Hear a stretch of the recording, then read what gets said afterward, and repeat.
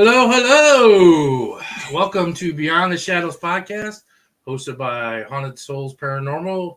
It's December 19th, episode 40, our season finale for season 1. And what a great finale it's going to be. What a guest. We had a great guest on tonight. Yeah. And everything. It's been a long, we took a couple. You we didn't took a couple start at breaks. the beginning. No, I didn't. Came in halfway. Yeah. And even started. it felt long for me. I've been here from day one, so that was back in March. Yeah. Yeah, March is when we did roughly our the minimum of 40 weeks. Yeah, which is we've had a couple weeks off though. Yeah, that's what I'm saying. Like the minimum of 40 weeks.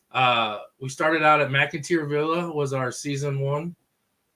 We went live there. You were there. I was there. I didn't like do the podcast in the beginning, but I did the towards the end of it. Kind of popped in and started talking. Yep.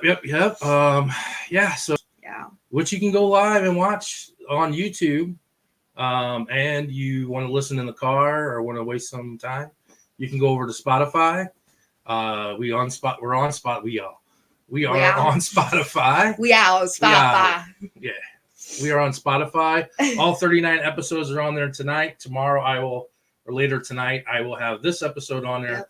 So the first season will be up on Spotify. Yeah. We're in the process of next season will actually be on iHeartRadio, iTunes. We're in the process of getting those all switched and everything. So big things to come. 2 huge announcements tonight. One announcement is an event announcement. Very big. Yes. And the other one is our season 2 premiere. Yes. So you'll have to stay in tune. Yeah, we'll have to stay in. You have to watch the episode to hear the big news. Yeah. We'll announce that after our guests. Yeah. And stuff. But two big things. I was running around and we actually went right up to like 7:55 with the announcement for the season premiere. Literally right before this. Yeah, right before. We just wanted to be able to announce it and everything. Yeah, we wanted to announce it and make sure everybody got to hear, because I know we've been promoting it for the last couple of weeks. Yeah, but it's not what we were promoting. That fell through. But it's something as big. As big, yeah. Yes, something. But weather. Weather is cold. Cold. Today was actually not that bad, but it's been cold. And then I dropped the ball. Well, I'll talk about that later about when she comes on. Yeah, well, I dropped the ball on that one. But I think Kathy was the winner tonight. Yeah. Hey, Kathy. Hello, everyone. Hello. Kathy. And she was on really early. Why am I saying Aunt Kathy? It's not my aunt. That's my aunt. What's up, sis? And my other sister, she's on there too. She was really early today. I've been getting earlier and earlier with posting the banner or the podcast information and all that. Brandon, hello. Hey, what's up, Brandon? Susan, hello. Oh, poor Dallas. Lauren, hi.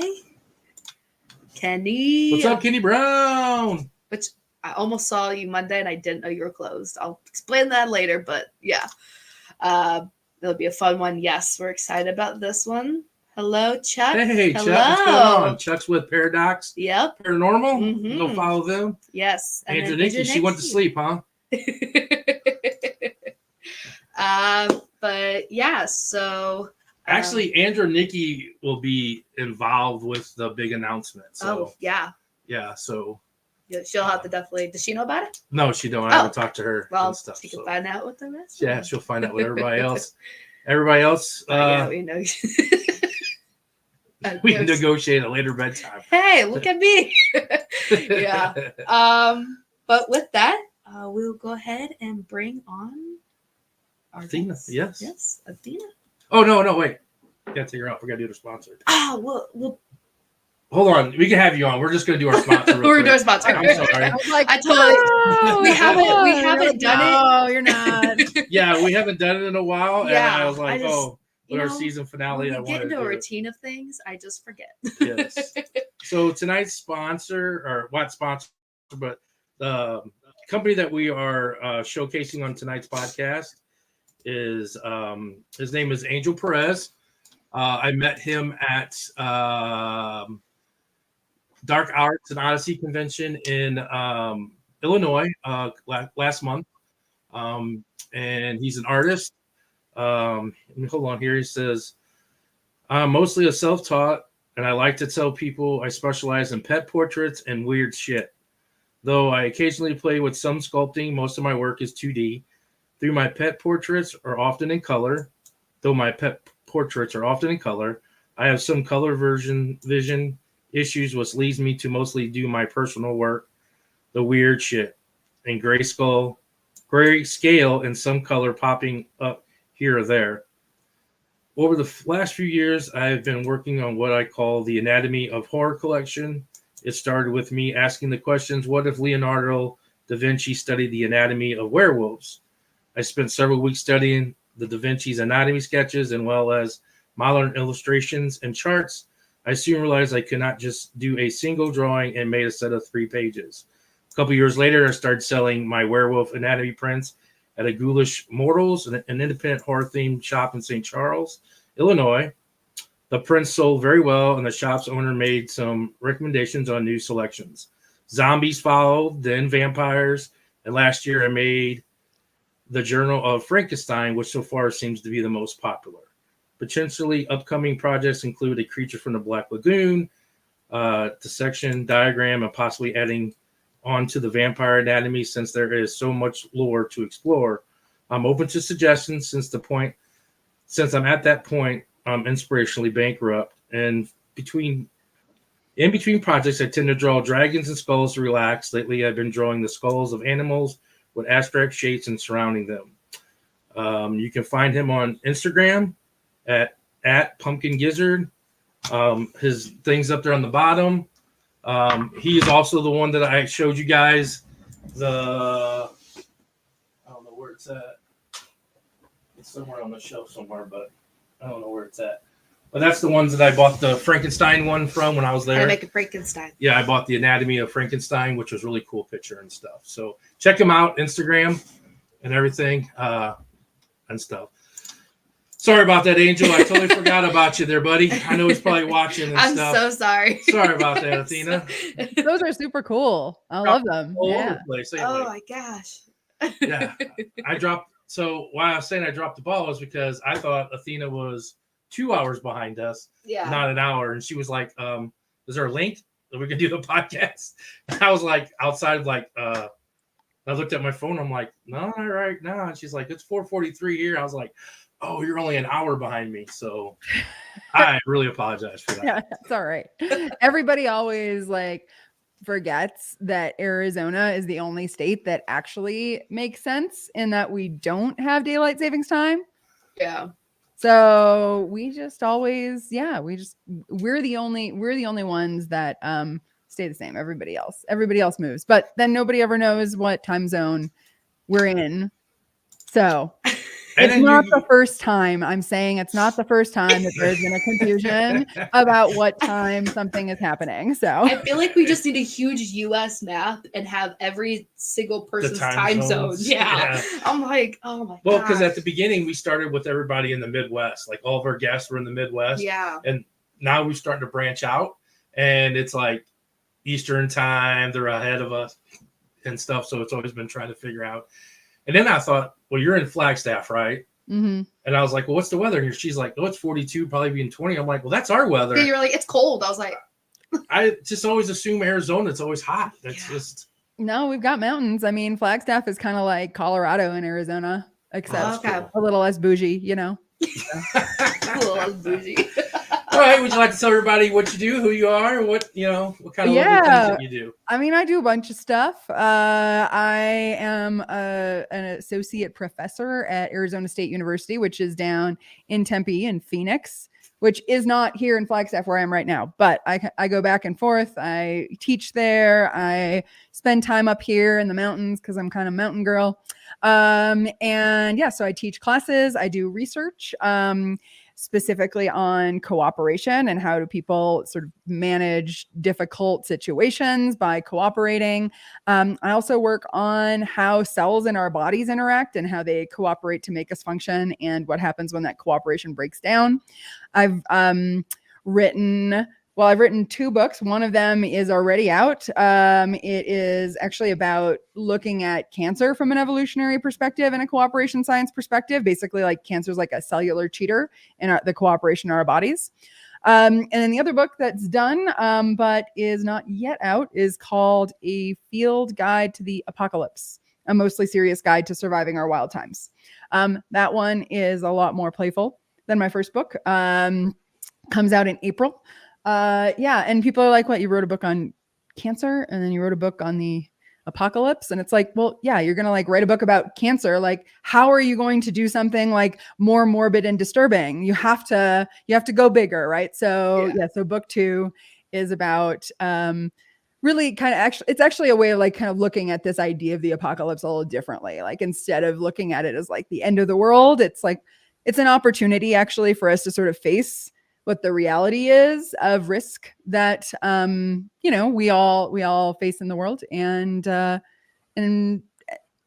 then reflect a little bit on maybe we want to do things a little bit differently. So I write books. I also write for like Scientific American and stuff like that, and then podcasting. So these are all the covers from this, I guess, is season 2 of the Zombiefied podcast.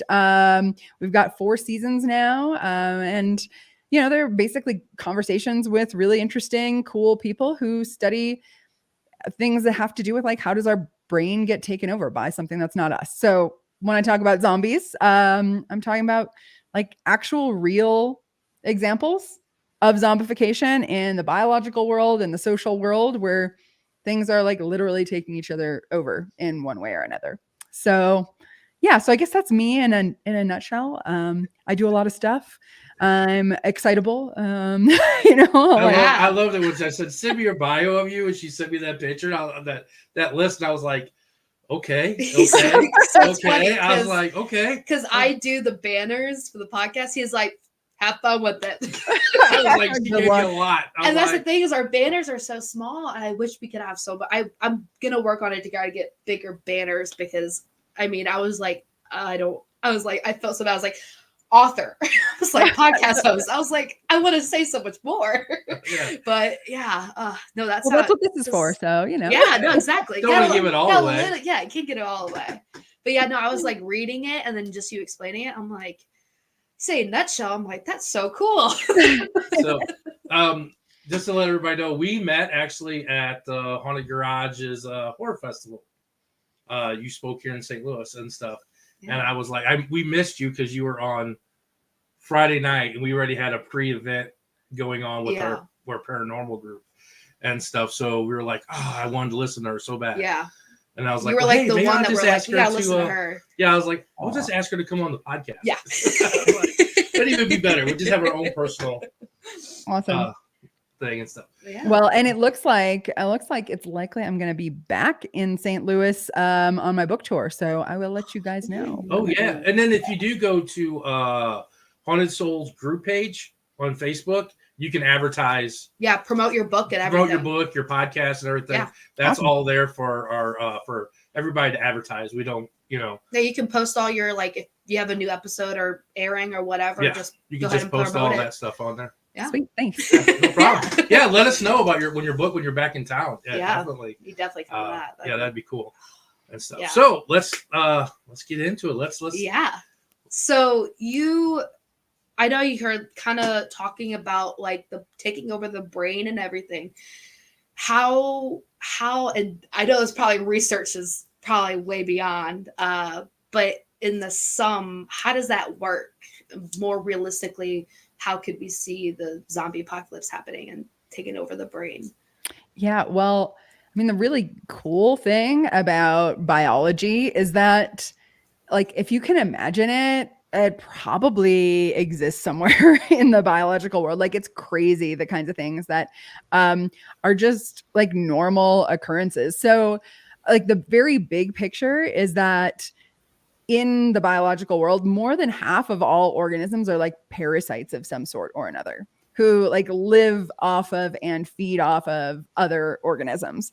Now, some of them do that in a sort of straightforward, basic kind of way where they extract resources or, get protection from being inside an organism or, use the organism to like reproduce, stuff like that. But then there's some that actually like get in there and really mess with the behavior of their host. And that's where we start getting into, straight up zombie territory.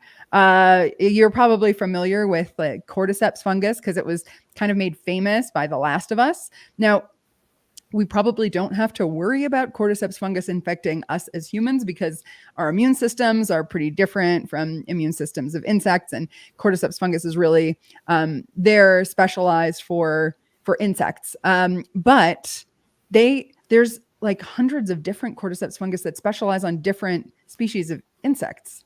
So they take over the bodies of the insects and they then use the insects. They like make them go to places where then they essentially like explode their spores everywhere to infect other insects. So that shit happens like in biology. And that's just one example. There's tons of examples of biological entities that take over other organisms and get them to do their bidding. So sounds terrifying. Yeah, it's like scarier than a movie. So, I mean, you mentioned I hear with parasites, and I'm like, like it's just scary. She's actually in college to become a nurse. So here she is, like, parasite. I'm gonna get the first infected in this family being at the hospital. If there is a zombie, you still have a job. So so that's I know you mentioned like This Is Us, and I'm like, I don't think you watched Last of Us. Have you watched that? I've heard like little videos on like TikTok. I'm like in the middle everything. of it now. Do you watch a lot of the zombie things and be like, that's not? I do now. I mean, people are like, oh, like, have you always been like really into zombies and zombie movies and shows? And I'm like, no, actually, I like got really into like biological zombies, and then I was like, oh, like I should watch these zombie movies and shows. So it's like it was kind of backwards for me. I got in through like the very, very nerdy biological approach, and then now I've definitely developed a soft spot for zombie movies, and also like many of them are just so fucking funny. They're hilarious. And I didn't realize that like a lot of horror is actually really funny until a few years ago when I was like, I'm just gonna go all in with the zombies and horror. So yeah. So I know there's tons of like movies and tons of different ways the zombies move. Like The Walking Dead, they don't run; they kind of just walk and thing. And then I think Last of Us, they're pretty quick. And then I watched, I can't think, it was on Netflix or another show. It was called like Black Sunday or something like that. I didn't see that. Black Summer. Yeah, it was Black Summer. I've never seen it, but these zombies like were almost as fast as humans. Like when they were running, they were like right behind them. They were like, these people had a hard time like running away from them. I'm like, yeah, I don't think I'll survive on that one. I'm like, I'm more of the like the Walking Dead type where they're slow and stuff. Well, yeah. So that brings us to like what is actually realistic. Yeah. Right. That's what I was going to ask you. What would you think is how would they act, or how would zombies do you think would act the real way they would act if it really? Well, I mean, there is probably some now with all the bacteria there are. Are there? Okay, that's the question. Are there zombies now? Oh, so many questions. Where do I start? Oh, whatever you want to do first. Right. I know. So, I said I didn't have no questions. I know. I do. As soon as you were like, I don't have any questions. I'm like, just you wait. As soon as we start getting into this, you're just going to ask so many questions. Well, so I'll start with sort of like the easier one, which is like, zombies in the movies versus like zombies in real life. Like, what's the difference? And for the sake of like argument now, we'll just talk about like human type zombies. So if there were to be something like a zombie, a human zombie, what would they have, like what biological constraints would realistically be there, and how would that shape like what the zombie would be like? Well, first of all, zombies, if they are like their bodies are compromised, if they're bleeding, they have broken bones, stuff like that, they're not going to be able to be fast zombies of any sort. They're going to be extremely slow, and if they can't maintain their blood pressure, then they're not going to be able to run or move quickly, right? So the idea of like an entity that is like totally compromised bodily and is still quite physically active, that's just not biologically possible. So you don't have to worry about fast zombies unless they are maintaining their bodily integrity, right? So you could imagine, oh, well, maybe like they get a bite and then that like ramps up their energy system somehow because they're getting fucked with. So you could potentially have something like that. That's biologically possible, to have a fast zombie that's, basically just getting somehow hacked by some, agent. But now, what do we actually see though? Like, are there examples of zombification in humans? Yes and no. So it comes down to kind of like how you're defining a zombie. Like the slow, shambling, groaning kind of zombie in most shows, like that isn't really something that we see in humans. But there are some examples of viruses and other parasites that do take people over and make them do things they otherwise wouldn't do. So probably the best known example is the rabies virus.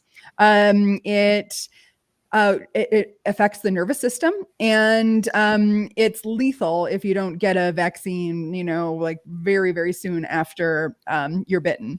And it will make people often fear water and be foaming at the mouth, and in their saliva, it's just teeming with the rabies virus.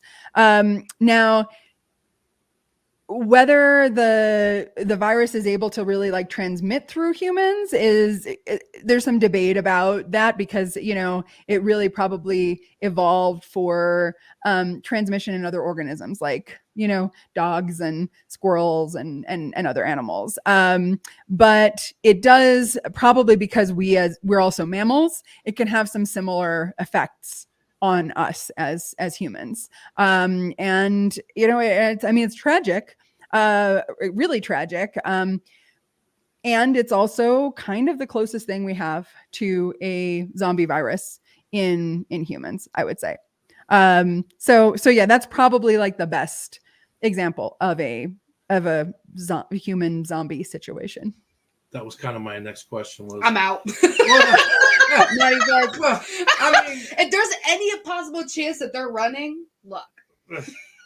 that was going to be my next question. Is rabies really like the one step that's really close to a person being zombified? Which you hit on that, because you pretty much are just like foaming, and you just don't have control. It takes over your body. Yeah. Mm-hmm. But the fascination what I have about rabies is that your fear of water. That's really weird that disease would like just freak you out with, Well, probably what's going on there is, so if you drink water, then all of that saliva that's teeming with the virus goes back into your system.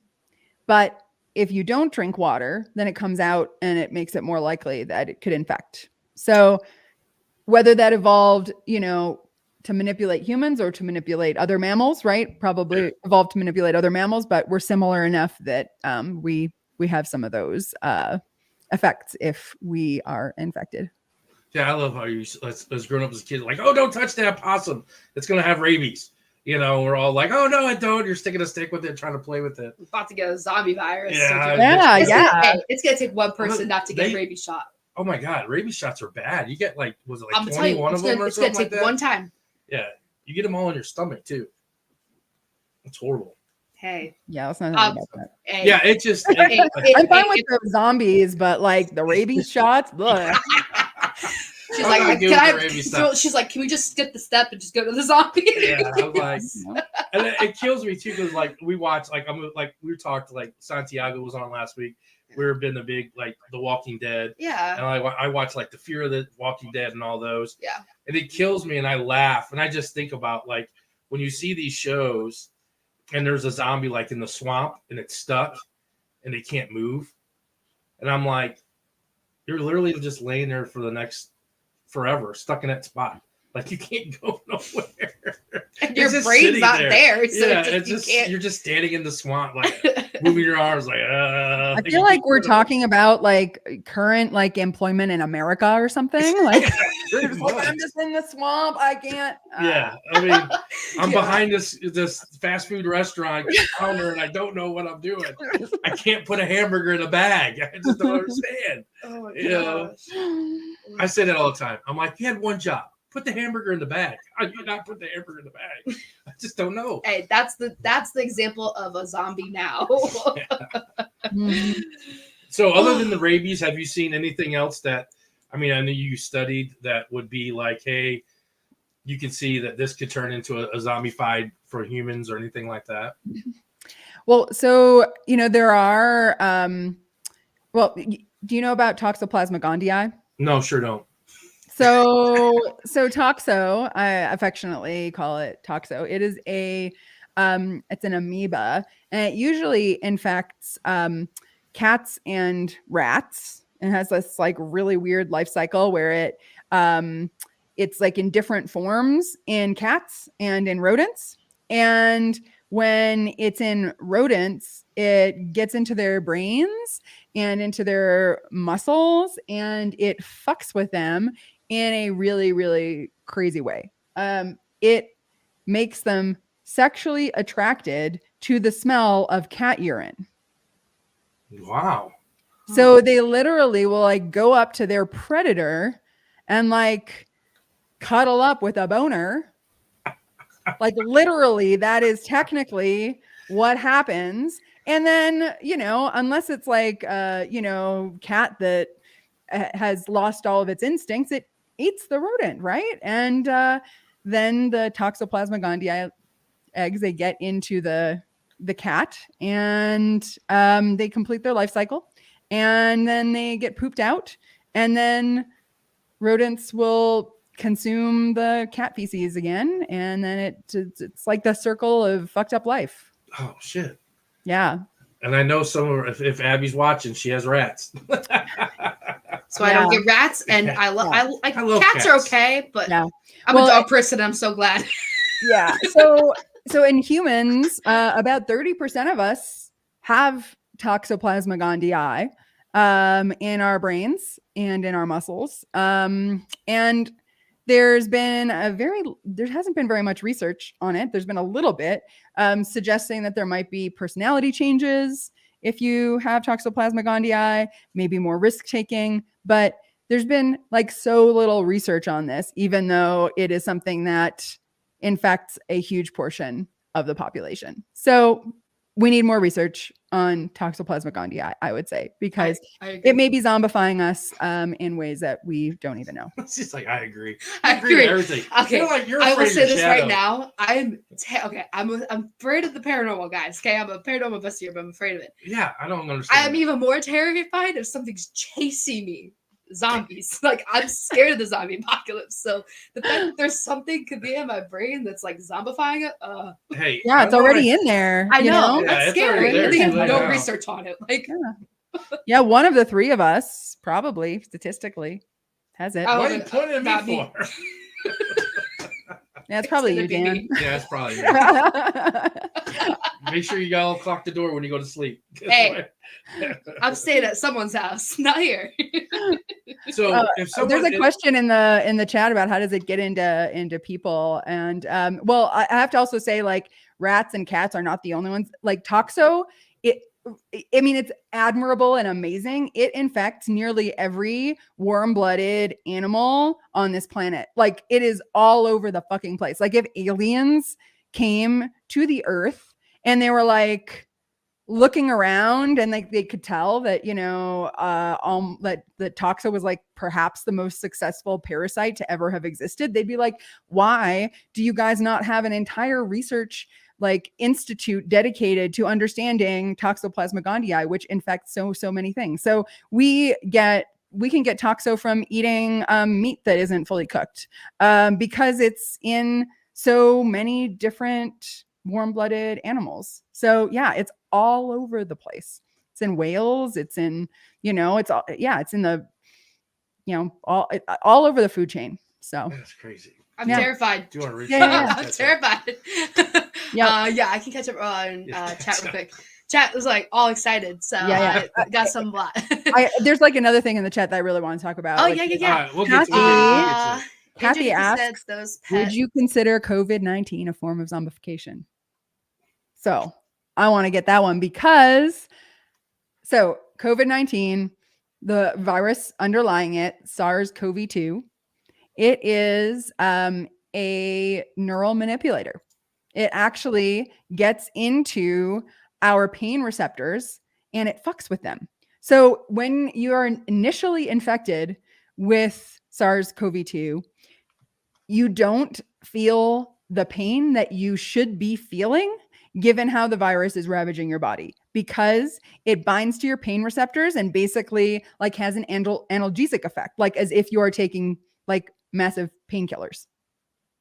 So it's lying to your body, basically saying, not only is everything fine, everything is great. So it does that. And it also messes with something called interferon. Now, interferon is a really, really important signaling mechanism in our bodies. It basically, when it's produced, it makes us go into like a sickness behavior kind of mode where we like rest and we don't go and do things and we chill so that our bodies can deal with infection that we have.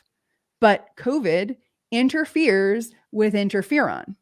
So early stages when you are infected, you're like, oh, I feel great. And I don't feel sick at all. So what do? You probably are more active and interacting with people more than you would if you were actually feeling bad in the way that, COVID is destroying a lot of your bodily systems as it is infecting you. So my colleague Joe Alcock and I, we actually wrote a piece for the conversation, which was like reproduced in a lot of newspapers around the country about this. And we basically used the analogy here with zombies, and that COVID, it might not make us into the undead, but it does make us into the unsick, where early on in infection, you don't necessarily feel sick, even though you are highly transmissible. So maybe we've already been through a zombie apocalypse and most people didn't realize it. Well, they sure are acting like it with the food prices. You say they usually go down. Okay, I gotta wait a minute. If we did have a zombie in 2020, why toilet paper? I'm going to the ammo store. Yeah. It's like, I had to get toilet paper. That's how we're going to stop them. All right, what we got? Andrew Nikki, that's awesome. That's right, sure. Yeah. She said, those portraits, pet portraits are awesome. Yes. That's awesome talent art. Yes. Stacy, hello. What's up? You're the only ones who actually knows what time it is. Us? Yeah, who, us? Well, I don't Apparently even know. We know because I was late, so Your video was a good tease, Asa. Thank you. That was Athena. Check. She's like, oh. She's like, stop it.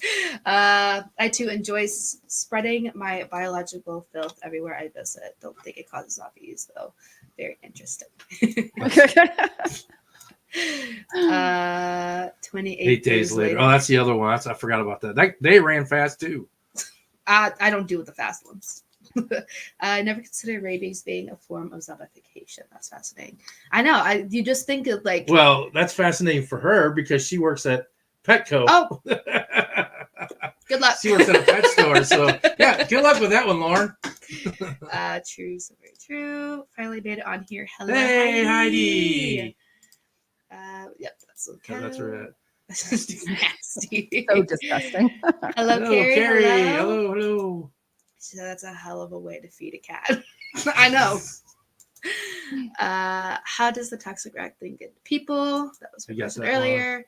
That's very emotive. Yes. Wow, man, the people are just. Heidi said aliens are already. Yeah. I bet you they're probably like, hey, you guys got something in you. I don't. Yeah, they probably know already. Vegan for the win. Ridiculous. Oh yeah, sure. How does that impact Neurodivergent. But Weird. neurodivergent people who already have weird relationships with pain. Wow. Hello, Dan. That's a question to you. Hello, Dan. Did you see that one, Athena? How does that impact the neurodivergent?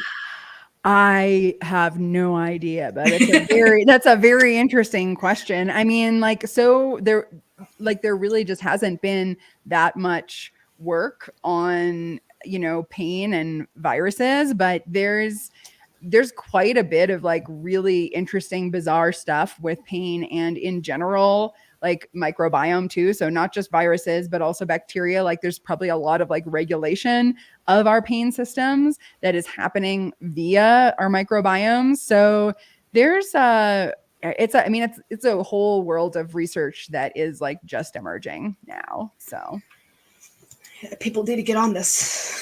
Yeah, they do. This research here. She said our animals are back. Oh, I just have to worry about rat bite fever. Rat bite fever. You know what? I love animals, but sometimes, I just don't know. They bite me? No. That's my worst fear. Zombie apocalypse. I'm like, I'm dead. Animal bites you. I'm like, I'm gone. She just gives up. Hey, sometimes. So I just posted a little thing here, like in case people want to learn more about the whole like COVID and zombie thing. That's the title of the piece, and it's in the conversations, and it's all online, so you can just go there, and it's all free and stuff. So yeah, that was going to be my next question. That's the kind of question I was leading up. I was going to ask about COVID, if that was a form or could it possibly escalate into that, zombification and stuff like that. It just amazes me that these like these parasites and stuff that make the body do weird stuff. And, like you said, COVID-19, the big thing was everybody is like, oh, I'm not sick.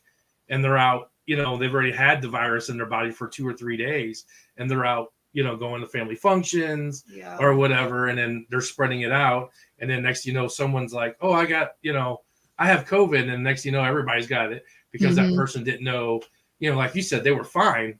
They were going, out to a movie theater or whatever at that point in time that, I think that's what the whole thing of, oh, you might not feel it, but you could be carrying it. Like that was that whole thing of it was your brain telling you, you're fine. You're all good.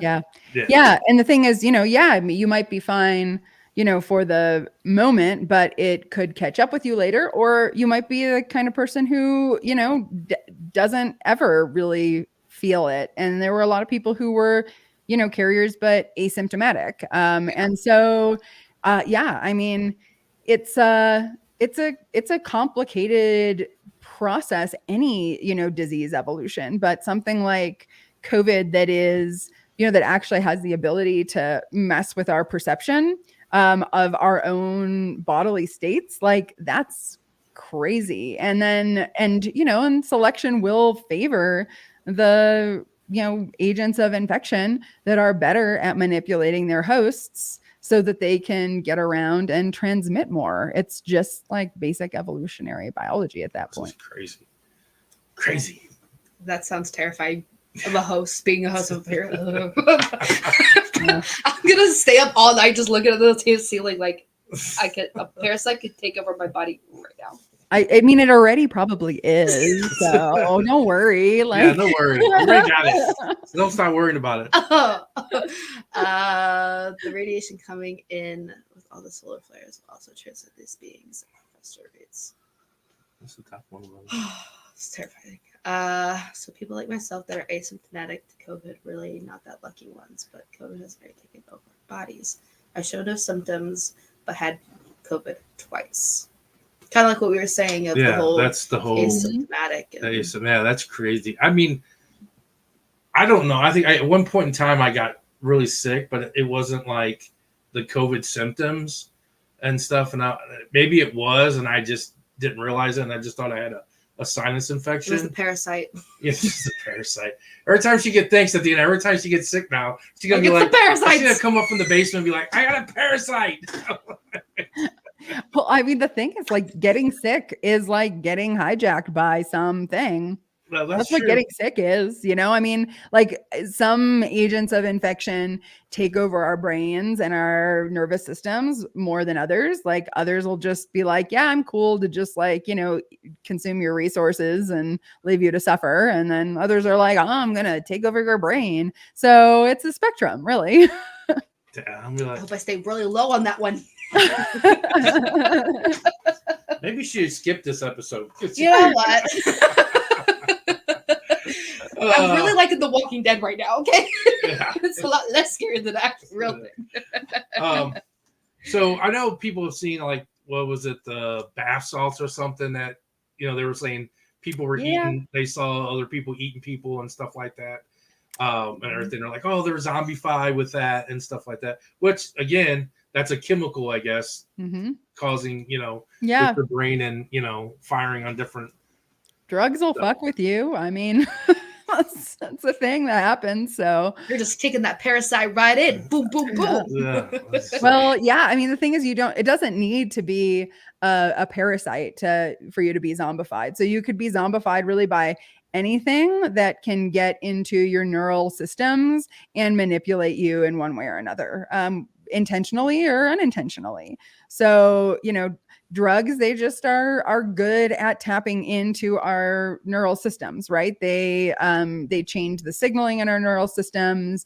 They're, you know, adding new things in the mix, or adding, you know, getting our brains to, like, release a bunch of compounds that they don't usually, right? So drugs are just one way that we can get hijacked, but there, you know, there's a lot of other things too. Like, you know, we get hijacked by our friends, by our partners, by our kids, our pets. Like, you know, they can get in there and mess with our reward systems and reward us for doing things that benefit them. And then before we know it, we're, you know, buying like a full wardrobe of dog sweaters and like the most premium dog food that you can imagine. And you're like, wait a second, like, I'm spending more on this dog than I might on a child. And you're like, wow, maybe I'm zombified. So yeah, I'm a zombify you. Just because before everybody got online, are we talking like from experience, Athena, or are we talking?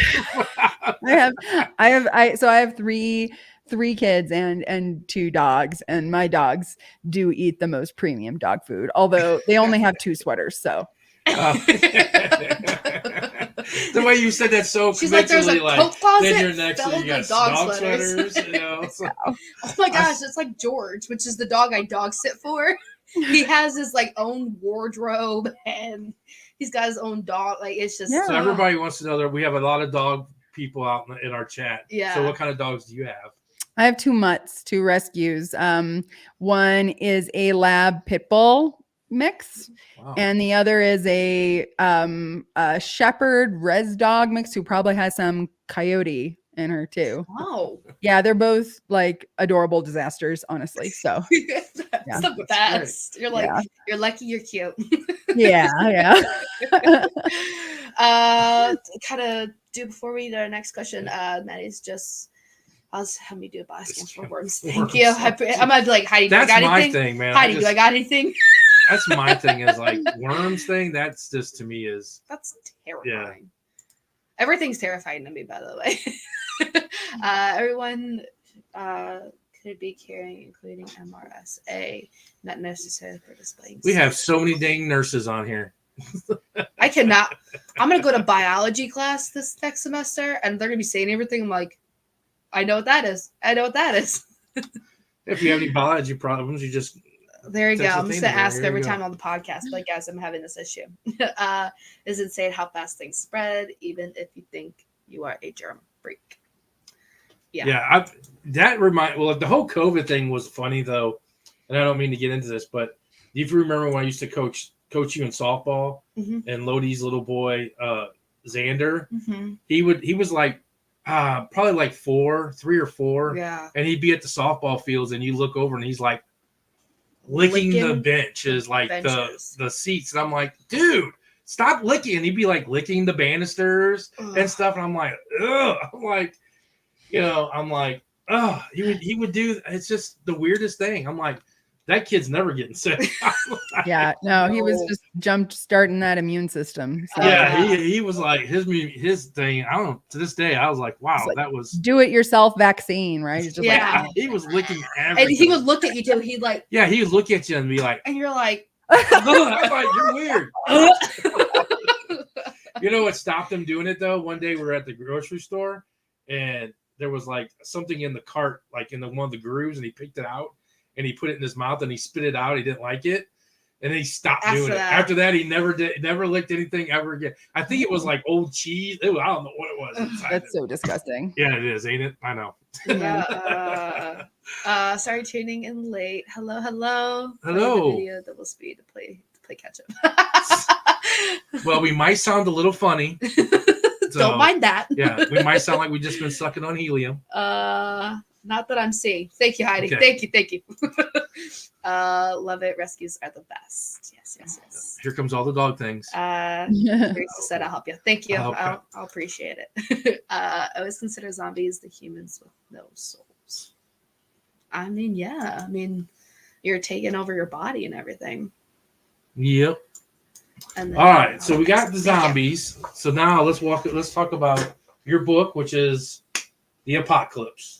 Yes, a field guide to the apocalypse. So what does the apocalypse look like? Or I guess I'm saying that the wrong way, am I? No, because I mean, everyone, like when you think of apocalypse, you automatically think a zombie apocalypse, like the movies and everything. But I guess there could be other apocalypses. Yeah, is there other apocalypse that you kind of talk in your book about? Yeah, well, so as you can imagine, the zombie apocalypse is my favorite kind of apocalypse. I like to use it as like a stand-in for disasters in general because it's just much more fun than talking about, wildfires and floods and AI apocalypse. Although AI apocalypse can be kind of fun, like zombies just kind of make the apocalypse better, in my opinion. So, but my book is it's actually a semi-serious book, but not entirely, and it's very sweary. And it's really about like how we can think about the apocalypse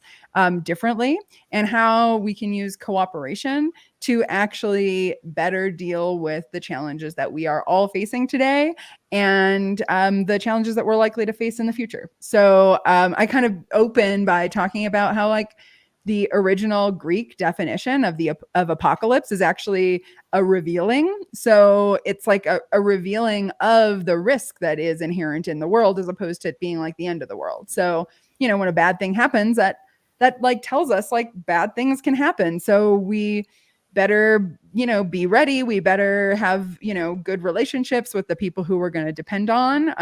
And we better understand our worlds and ourselves so that we can deal with these challenges better. So yeah, it's really kind of a fun way of introducing a bunch of these ideas about, both like the reality of things like wildfire risks and floods and the apocalypses that are not just like potentially happening in the future, but things that have been happening over the last few years, right? There's a lot of areas where like wildfires have decimated like whole cities and like, that shit is real. And so, yeah, so it's like kind of taking all of that very seriously, but then also, saying, well, we have to actually approach this with a measure of like curiosity, fun, engagement, not treating it like, oh, like you should do this and that and,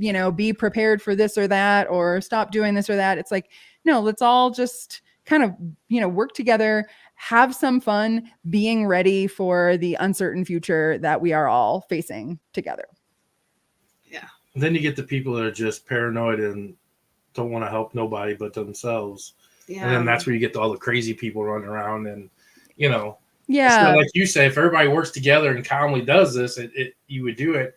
But then, people are just running to the grocery stores or whatever, and grabbing everything they can. Toilet paper, COVID, there you go. Yeah. That's the whole, Well, like, I mean, the thing is though, like when there are disasters, in the immediate aftermath, like when bad things happen, people spontaneously help each other. So that's like a big part of the research that I've done, like as a professor at ASU with the Human Generosity Project. We've seen across societies that when bad shit happens, like people help each other without expecting to get paid back, especially like right away, right after those bad things happen. Now, COVID was a little different and interesting. And, in general, like if you have issues with infections, it's a little harder for people to just like jump in to help each other face to face, right? Because you have to take into account like not spreading disease. But we saw in our research that like people who felt more interdependent with others were actually more likely to maintain a higher level of helping, even as the pandemic kind of wore on. So it's, it's something that is a very natural thing for us to help each other when things aren't going well. But if people start to worry that everyone is going to be a dick, then that can fall apart, right? If people start to not trust each other. So, when it comes to like, well, how do we deal with the challenges that we are, going to be facing in the future? The bottom line is, for most things, our natural inclination to help in times of need is going to be the main force that's there. And sometimes, there will be people who are trying to take advantage of the situation and cheat. Like that does happen. And you want to be alert to that. But that's the minority of people. Most people are really they just want to help if they can.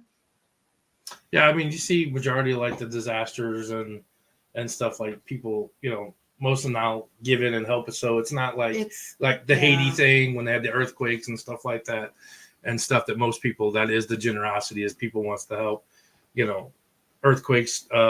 My biggest thing that I've always seen that totally resonates with me is the whole Katrina in New Orleans. That was just because I guess maybe that was so much live on TV. I mean, it was everything. And you saw people in wheelchairs with blankets laying over the top of them that passed away just sitting out on the street. Yeah. And that was so devastating to that. That was, the wildfires, they don't show you that much on, you see the fire burning, but you don't get to see the people, their houses that are, damaging and stuff like that to where, not in the Midwest, at least because when there are fires, but that was a real big thing for me was Katrina's what, really resonates with me the most on disasters and stuff like that. And I feel like in the past couple of years with just everything, any kind of disaster that we've been having, it seems like a lot of people, the communities and other states and just everyone just seems to like come together. So we always see the zombie apocalypse, like, oh, everyone's going to be like turning on each other. But like, if it's a disaster and everything, kind of like what you were saying, like, people tend to draw together and help each other, and they're most likely to help each other with that. Yeah. It's funny because like, in zombie movies, right, you see a bunch of things that like shouldn't be like happening, like in a real apocalypse, right? So like people will be like, well, why don't we go out and see what's happening? It's like, no, like stay inside, shelter in fucking place. Like that's what you should do, But the thing is, it wouldn't advance the storyline if the bunch of people just sat around playing Yahtzee, right? Like that's not a zombie apocalypse movie. So, and it's the same thing with like people turning on each other and all of that. It's like that makes for drama. That's like a more engaging story. And yes, you do need to be alert to like those kinds of things, like in a disaster that, there are people who are like, trying to take advantage and exploit and do cons and stuff. But yeah, it's, in general, that's not how most people behave. But talking about cons and everything, that is so common nowadays with everybody on social media and people, taking money from older people You know, and It's I mean, how many? and there's like a lot of romance cons too. Yeah, I mean, just Yeah. like you get on your emails alone, have like every day I got like 2 things saying, "Oh, you got a package. Click on this link to that's been sitting here for weeks." I'm like, well, that's funny because I haven't ordered anything, so why would I have a package there? Yeah. And they're getting clever.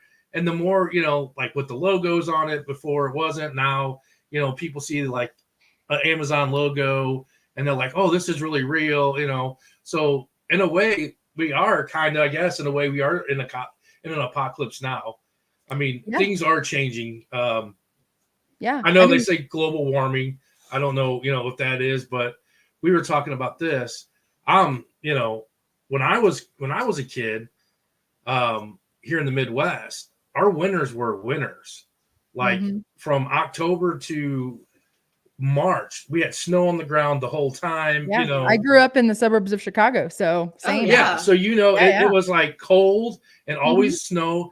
And last year we had one snow that was like a half an inch. No way, really? Yeah, it was. We had one hasn't snow snowed last year. yet here. Yeah, we had one snow last year, and it was like it wasn't even like a snow.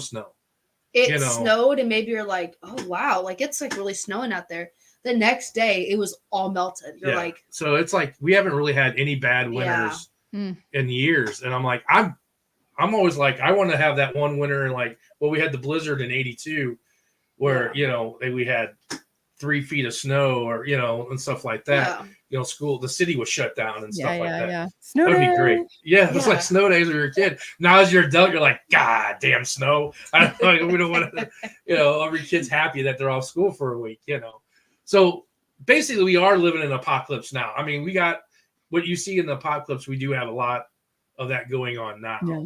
Well, and all those cons, I mean, those are about like zombification, really. They're like, how do you send these like fake signals that make people think that they're engaging with a trusted entity? Like it's a way of getting into your brain and influencing you, changing your behavior in a way that isn't beneficial. Like cons are just kind of like a big version of like parasites, right? They're trying to extract like resources and services from you, get you to do their bidding. True. Yeah.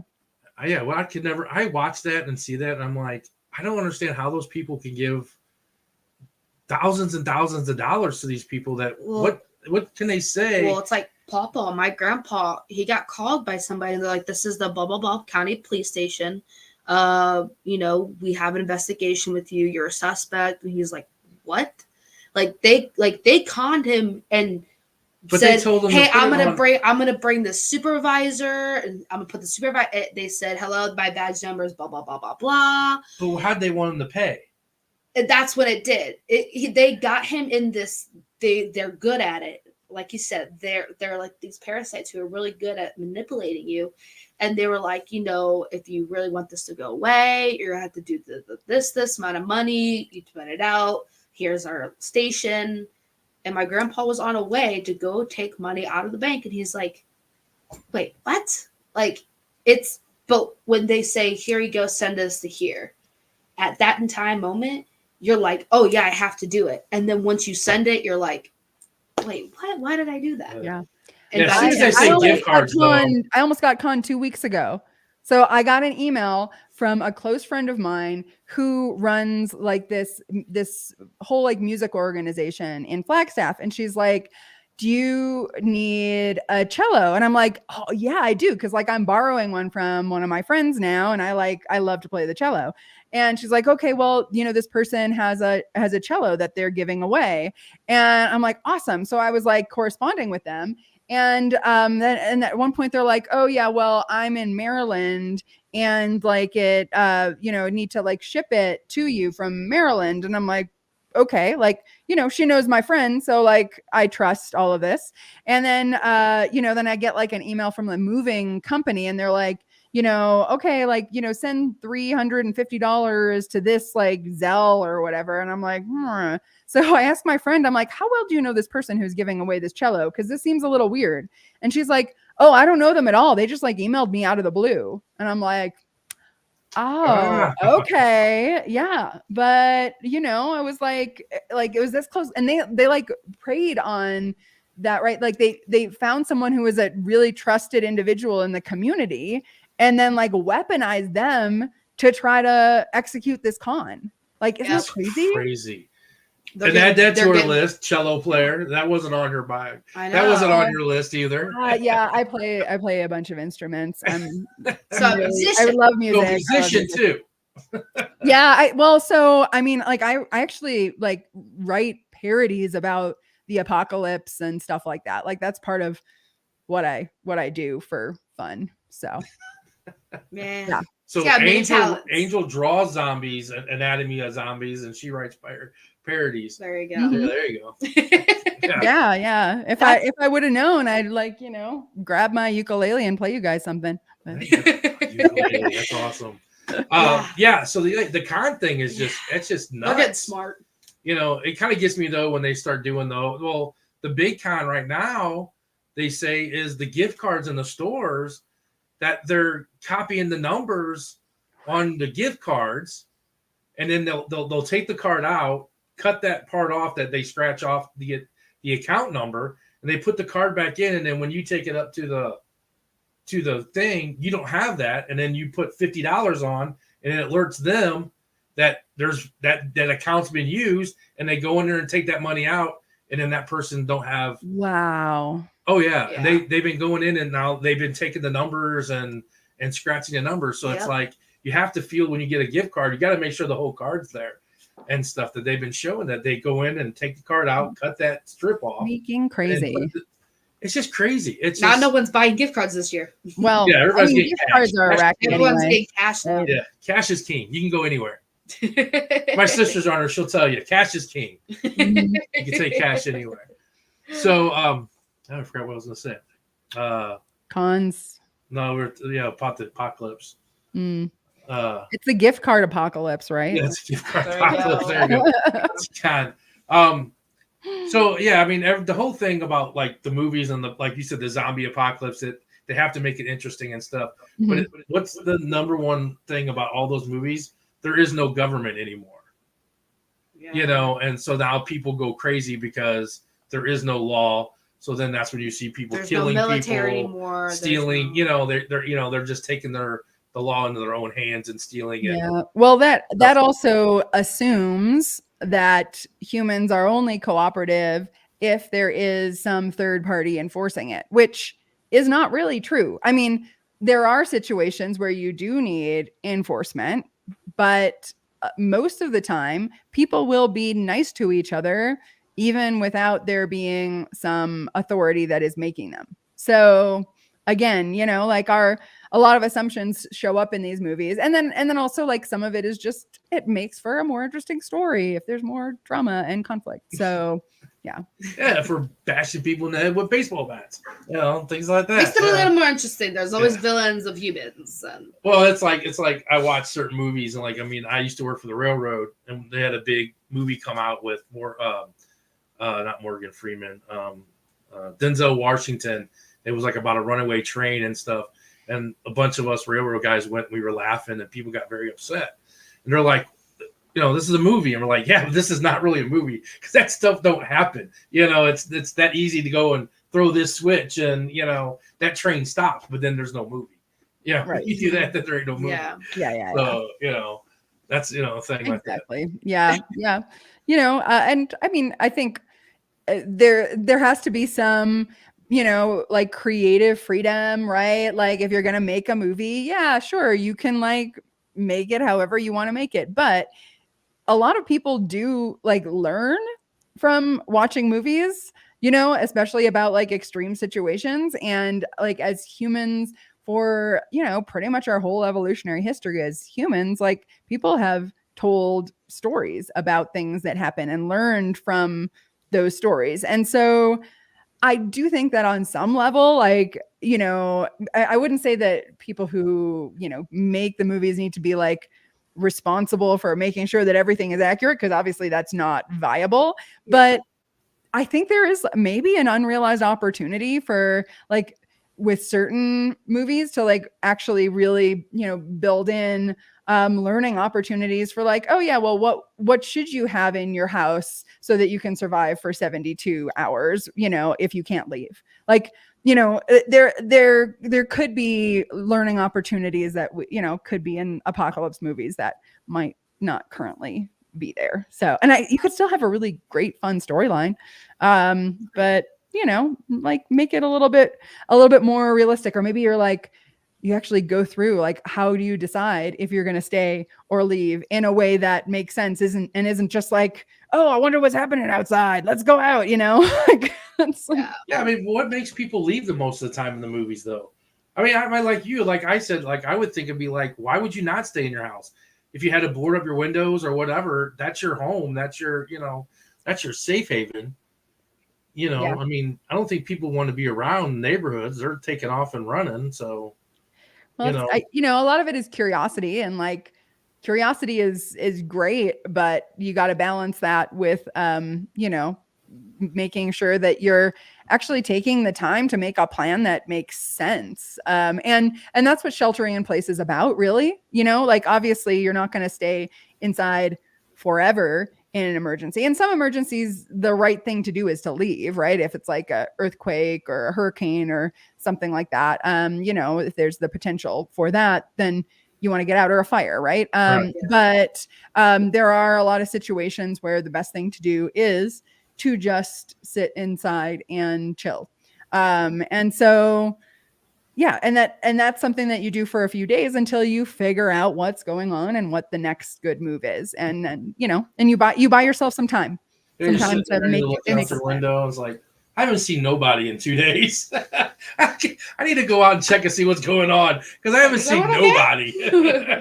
I think if you have like a hand crank radio, you can probably listen. That leads you to my question. So these doomsday preppers, what do you think? They're the smart people? Or, some people call them crazy because, they're building bunkers and putting tons of stuff down there. With your research, would you say that they're very smart? I mean, they're preparing themselves, or are they, Well, so I think that like we should totally destigmatize prepping is what I would say, because like there are a lot of situations where if you have some basic preparations for any kind of disaster, like you're going to be better off, even if it's not a like full on like global apocalypse. Like, if you have a situation where there's a natural disaster and you're prepared, like you'll be able to take care of yourself and your family and maybe help your community more because you're more prepared. And there are a lot of people who, are into prepping are not just like, oh, I'm going to like just get everything for myself and all my guns so nobody takes my stuff. Like there are a lot of people who are like, well, I want to be prepared and I want my community to be prepared for disasters. And it can be really, pro-social. And it isn't just like hoarding and trying to, protect yourself from everyone else kind of mentality. There's a lot of diversity, in communities of people who are into prepping. And I would consider myself, I mean, I'm not like a hardcore prepper. I don't have like a bunker, but like I do, have my shelter in place kit, and in my car, I have my car kit. And like, I was in a car accident a few weeks ago, and like, I'm really glad I had that because I had flares and a reflective vest, and it was like 20 degrees out in the middle of nowhere at night. Right. So like that stuff actually came in handy for me in the emergency situation that I was in. And so yeah, I think, being prepared is a good thing, both for us as individuals and for our communities. Cause if you think about it, like with COVID, say everybody in the United States had a shelter in place kit. They had everything they needed for 72 hours. We would have at least had 72 hours at the beginning where you could just have everything on lockdown, right? And you wouldn't have had, issues with the humanitarian crisis of people not having food and not having water. And, like it would just have given, a few days for everybody to plan the next moves. So that's how I see, prepping and, it's a chance for us to free up some capacity when disasters happen, so that like whatever collective response we have can be really like directed much more to the disaster and like sort of dealing with the aftermath, instead of there just being all these other knock-on crises happening because people don't have what they need in terms of, you know, basic survival. Yeah, your mom used to work with, you remember, I can't think of their number. They used to live over by us when we lived over I know on who you're talking Baldwin. about. But her husband was buying 50-gallon blue jugs, like the big barrels of water, and he got a bunker, and he was starting to put water away. And she was like, "You're nuts, man. Everybody's gonna think you're crazy." But you know, in a way, that's smart. I mean, like you said, though, I don't know about a bunker, but at least, you know. Hey, I have storage in the basement. I'm gonna start doing that. Yeah. I don't have a bunker, but I do, like, you know, I'll buy some of those, like, you know, big things of water, and I just like store them in the cabinet above my fridge, because it's like, it's good, you know, especially like, you know, in Phoenix, to have extra water, like that's a good thing. Like, it's, you know, if the water goes out and it's the middle of the summer, like, so yeah, there's you know, there's just basic things that you can do to manage your risk a little bit better for you and your household. And, you know, it's a pro-social thing to do it, because then it takes like strain off the system in the event of a disaster. Everybody's stockpiling. Most of the men are stockpiling bullets and ammo. I'm like, why? I mean, I'm stacking food. I'm gonna get hungry. I'm like, yeah. Then they're gonna take your guns and they come over and rob you of your food and stuff. It's like, that's crazy. You want to catch up on some of those? Yeah, whiskey and honey. Those are good. Honey, super high calorie, and whiskey. You know, in case of emergency, you can trade it, or if you really need it, you can drink it. So there you go. It's good. Yeah. Tex said, "Damn, I feel attacked." I think this was back. I saw us come back up when you were talking about people going crazy and going wild and buying all the toilet paper. Oh, okay. Were you one of those people, Chuck? Yeah, Chuck must have been one of those. And Kathy said, "Do you think spirituality plays a part in the apocalypse?" Oh, yeah. I mean, people have all different, you know, approaches to, like, you know, what they think of as like higher powers and stuff like that. And me personally, I think like that there's a lot of things that we call like religion and spirituality and even the paranormal that have to do with the microbiome, like the microbes that are all around us. And so I think, you know, if we explore that hypothesis, entertain that idea that microbes could have something to do with that, then, you know, you could have these, you know, entities that we might like think of as almost like supernatural bad entities that are actually microbial entities that could be causes of the apocalypse. But then also, you know, our ability to deal with challenges. We already know that microbes play a big role in our in the way that we feel. The microbes that can produce oxytocin, which is like, you know, the cuddle hormone. It's like what makes you like feel good and connected. And so yeah, given that my, you know, speculations about spirituality have to do with microbially related things, I'd say that there's a lot of connections there. But now that's just like my fun take on spirituality. And I would say that much more generally, like if you can look at the world as like you know, the people around you, like you having a special connection with them that's sort of like sacred, and where you know, care about each other in a deep way, whether it's for spiritual reasons or just because you know, value them as like members of your community, that can be a huge benefit in terms of actually dealing with the challenges. So yeah, spirituality, however you're going to define it, in my like weird microbial way, or in the way that like a lot of people think of it, I think it has a huge role to play. Yeah. Stacey said, "Plan who's going to be part of your compound now." Hey, I always said I was gonna have a compound. Have I not? I said yeah. I was gonna have a compound. Hopefully, I'm in it.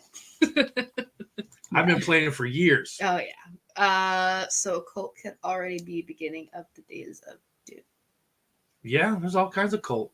Yeah. I mean, like you kind of said, like again, it's like the parasite kind of it takes over your brain and makes you think that everything is okay and that it's making you better and you're doing better and everything like that. The same thing she said. That one person can change people's minds and have them do things, and it can spread. And then a cult leader. I've always been fascinated by that, by cult leaders and stuff. That what these people say, that in their charisma, and because they have to have charisma in order to get these people to come and follow them. But the things that they would say that would change people's minds, they either like Jamestown, the people that all drank the Kool-Aid and stuff, that he convinced all these people to die for him. It's just amazing. Charles Manson, Waco, I can't think of his name right now. But all of them guys, they were like you said, they can talk they got these people to make a compound and come into his beliefs and stuff. Yeah. And that's crazy. But a lot of them use religion, though. That's another form, I guess. More of a spirituality way. Yeah, there's a more spirituality way, because they're using their religion like I'm the Messiah or I'm the next coming, and stuff like that. So no, spirituality and religion can kind of be a double-edged sword. You could use them for good, you can use them for evil. I mean, like a lot of things. Got to have bad to have good. So if you don't have good, you don't have bad. So yeah, you're not wrong with that. Agent Nikki said there was a Megadon. Snowmageddon in 2000. I can't read. Something's 2010. Guys, maybe? I'm on my winter break. School is just not in my head right now. I can't remember. Was there a Snowmageddon in 2000? Something. 2010 maybe. I don't know. I was 7 years old. Oh, in Chicago they had the blizzard out in Chicago. It hit up Northwest because that's when I was working for the railroad. We were snowing. They actually had trains. Like so people were stuck on, like our workers were stuck on trains. Like the trains could not go through the snow, and they were stuck. And I was up in Chicago with that. I remember that. Yeah, it was. Let's see, 2008. It could have been 2010. You're correct on that one, Andrew Nikki. Yeah, because I was about 7 years old when you were. Yeah. Brandon, it snowed once here, but it didn't last. Yeah. Yeah. So he's up in Ohio, I believe. Mm-hmm. Yep. We had to move our gift cards closer to the register because of that. That just crazed me. When I worked at Old Navy, we had our gift cards right aligned and right in front of our registers. Yeah, I saw, like, I'm a big TikTok. I watch TikTok because I watch the paranormal groups and stuff. And there was cops on there actually showing the gift card thing, that they're cutting that off and sliding the card back in and gluing it. Yeah. It just amazes me that they come up with stuff like that. I'm like, who just sits around and thinks of that? I don't have time. Cons. Yeah, apparently. He's all caught up. So I'm all caught up. Stacey said the Purge movies are great 24-hour apocalypse introductions. Yeah, there you go. I mean, yeah. Kelly said, what do you think about the movie Outbreak? I think in some fashion and share facts about the movie. I don't remember it well enough, but that was with the monkey. That was with the monkey bite, I believe. Contagion is really, really good though. Like in terms of the science and it's very realistic actually about what would happen during a pandemic, or what does happen during pandemics. Like I mean, a lot of what happened in the movie Contagion kind of played out. Many of those things played out during the COVID pandemic actually. You're gonna watch now. Everybody's gonna run and go watch them. It's gonna be an uplift on Netflix or whatever. That's gonna be the trending next movie next week, because she's like, "Go watch this one." It was like, yeah, it's good. So. Yeah. I'm gonna go watch it. I'm gonna go watch it. You tell me how. I'm not watching it. Yeah. He said, "You make a great point. I used to love how all zombies movies were always showing that people are who have to really fear, but it's almost become white noise after a while." Yeah. Yeah. They'll just get redundant. I mean, you can't do too much of, with all the TV shows and all the movies. It's just, it's crazy. I want someone to make I want a realistic movie. I know they don't say it because it's not cinematic enough, but I don't know. I want someone to make a scientific movie, like truly, like. Well, you have to go watch Contagion now. I know. To see. I'm saying for the movie. She don't watch horror movies. She don't. She's a paranormal investigator. She's scared of her own shadow. I've never met anybody that's so one of a kind. One of a kind that scares. But I'm going. Let's go to the most creepiest place. Let's go. But I'm scared. I'm gonna go to haunted house, but I won't do anything. That's the only thing I'll do. I know when we're in a place and we're investigating, when she gets right, because she's my daughter, so she'll get right up next to me and like be like right next to me, and I know she's like really scared at that moment of time. And then I'm like, okay, I gotta put my arm around. What's going on? Because I know she's like right on top of me. When she's far away or sitting across from me, I know she's okay. But when she gets scared, she's like right up on next to me. I'm like, you can't, we gotta. That's me in a zombie apocalypse. I'm gonna be right up next to you. I could definitely hoard whiskey. I think he's like, hey, she says good. Whiskey and honey. Whiskey and honey. I think I could have been a cult leader when I was younger. I'm just too good at it. Hey. There's a movie on Netflix called How to Be a Cult Leader. I don't think I could ever be one. Yeah.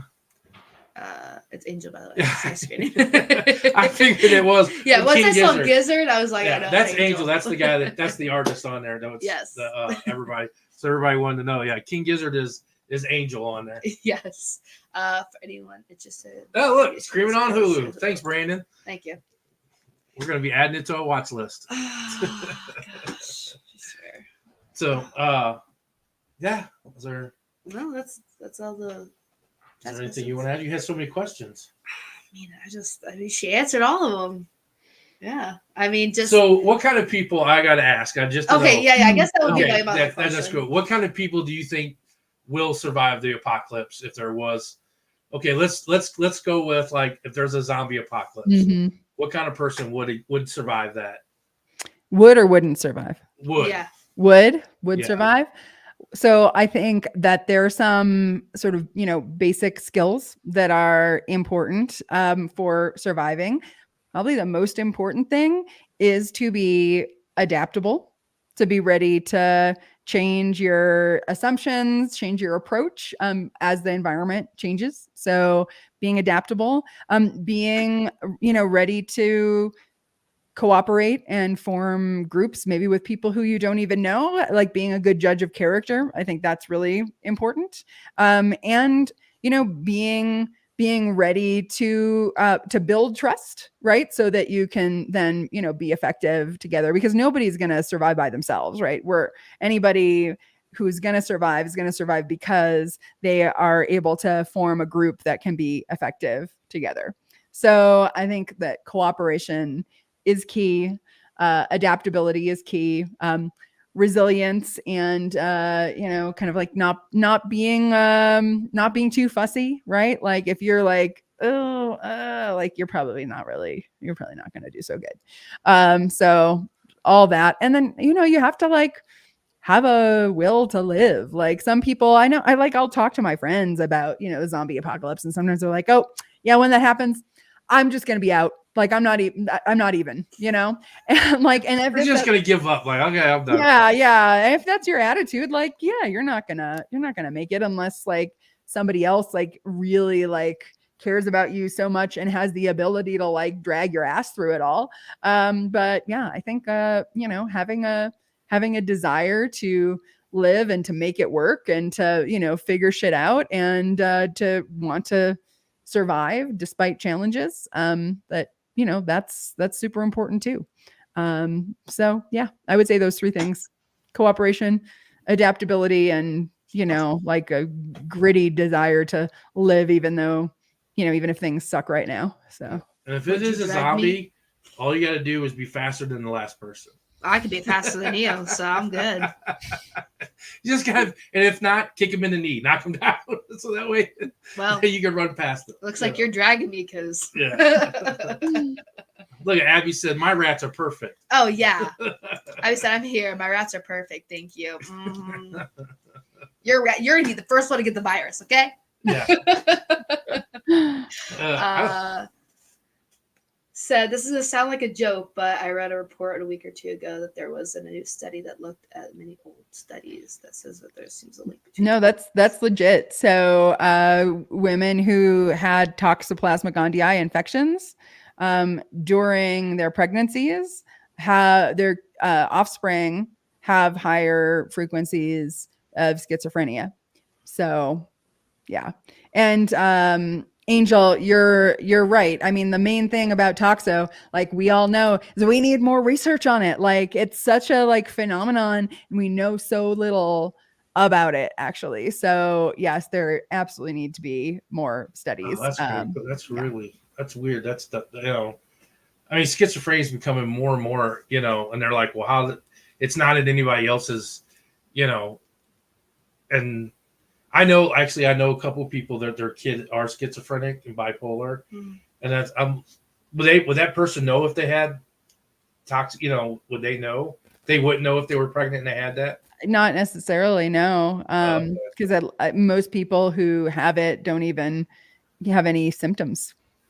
That should be like a I test. bet you if they did more studies, they could figure out a way to figure out how to test. So when they are pregnant. You can test to see if somebody has antibodies for it, which means that their body has seen toxo and responded to it. But most people don't get like an acute toxo infection. Some people do, and they'll get like a fever and they'll feel like shit. But most people who are infected with toxo, they don't get that, and so then they it's just not on their radar. That's really interesting. That would be like a research on that, just that topic alone. Because we don't really know. I mean, the mind is such a crazy thing anyway. So, a lot of people, we like to know where things come from. They're always saying, well, it's hereditary or it's in your genes or something like that. And then you look back and you're like psoriasis. Now, they say that's a DNA link missing in your DNA. But it's it's a family, it's a thing that you inherited. But if no one in your family's had it, then how do you get that and stuff? It's just another, it's weird to me. That's weird. And well, I now know what I'm going to do on my biology research paper. You're going to do it on toxo? Oh, I am. You're going to do it on toxo? If I have a bio paper and it's a research paper, which probably because every college bio class is a research paper, that's what I'm going to do it on, because this is freaking me out. I don't know anything about it. It's amazing. And I mean, just how like prevalent it is in the world is crazy. Oh yeah. All over the place. You could probably dig deep into it and link everything. And so I had a question for you. You said that you do like, how people, interact with one another, behavior and helping out and everything.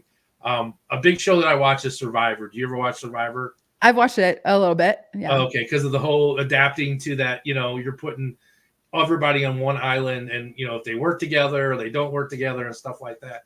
That kind of came through my head when you said that, that's the big thing about cooperation and stuff like that co-op, that's what they look for, that experiment, that kind of thing when they do that is a big Survivor thing, is the stuff. I'm a huge fan. I've watched 43 seasons of. Wow. I haven't caught up to the other two. There's 43 seasons? Yeah, there's 43. There's 45 actually. What a fake fan. Behind. What a fake fan. That's wild. I love it. It's great. I try to get on it. I love to be on that show. We always joke that I wouldn't make it, but I don't know. Is there anything else you would like to add? Let's see. Anything else I'd like to add? I don't know. I'd say, don't lose your faith in humanity, even in the apocalypse.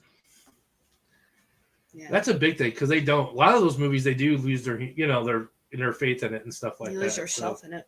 Yeah. Mm-hmm. And then you want to promote your books again?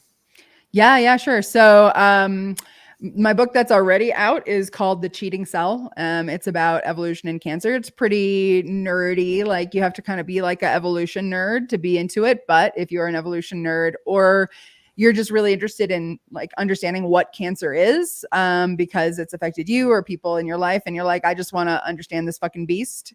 My book is a great introduction to that. And I wrote it for broad audiences. So if you're willing to just like, do a little work with like some concepts that are challenging, like I wrote it so that it would be accessible for people. So that's the book that's out now. And then my book that's coming out in April is called A Field Guide to the Apocalypse, a mostly serious guide to our wild times. And it is available for pre-order already on Amazon. So if you are interested in purchasing it, you can do that right now if you click on the link, although I guess there's not a link, but maybe we could put one up on your site. Put a link up there. Go to the group page, our Hearted Souls page. I don't think you can add anything on it. I'm not sure. No, I don't if you think can so. post. But if you send me the link or whatever, I can post it on there for all you. right, I'll do that. And everything like that. Like I said, if you go to the group page too, you can do it yourself and say what you want to say and everything like that. Awesome. But yeah, let us know when you come to St. Louis. Then we'll like have you on as like, we'll do the sponsorship and let everybody know, like that weekend or whatever that date, the week before that you're going to be in St. Louis and everything, doing the and book signing or promotion. Awesome. And, we'll definitely be there. I mean, I really appreciate you taking your time to come on with the holidays and everything. My pleasure. But it was great. great. Talking to you guys. Great. Yeah, it was great. I appreciate it. Thanks for the great finale and stuff, whatever podcast. Yes.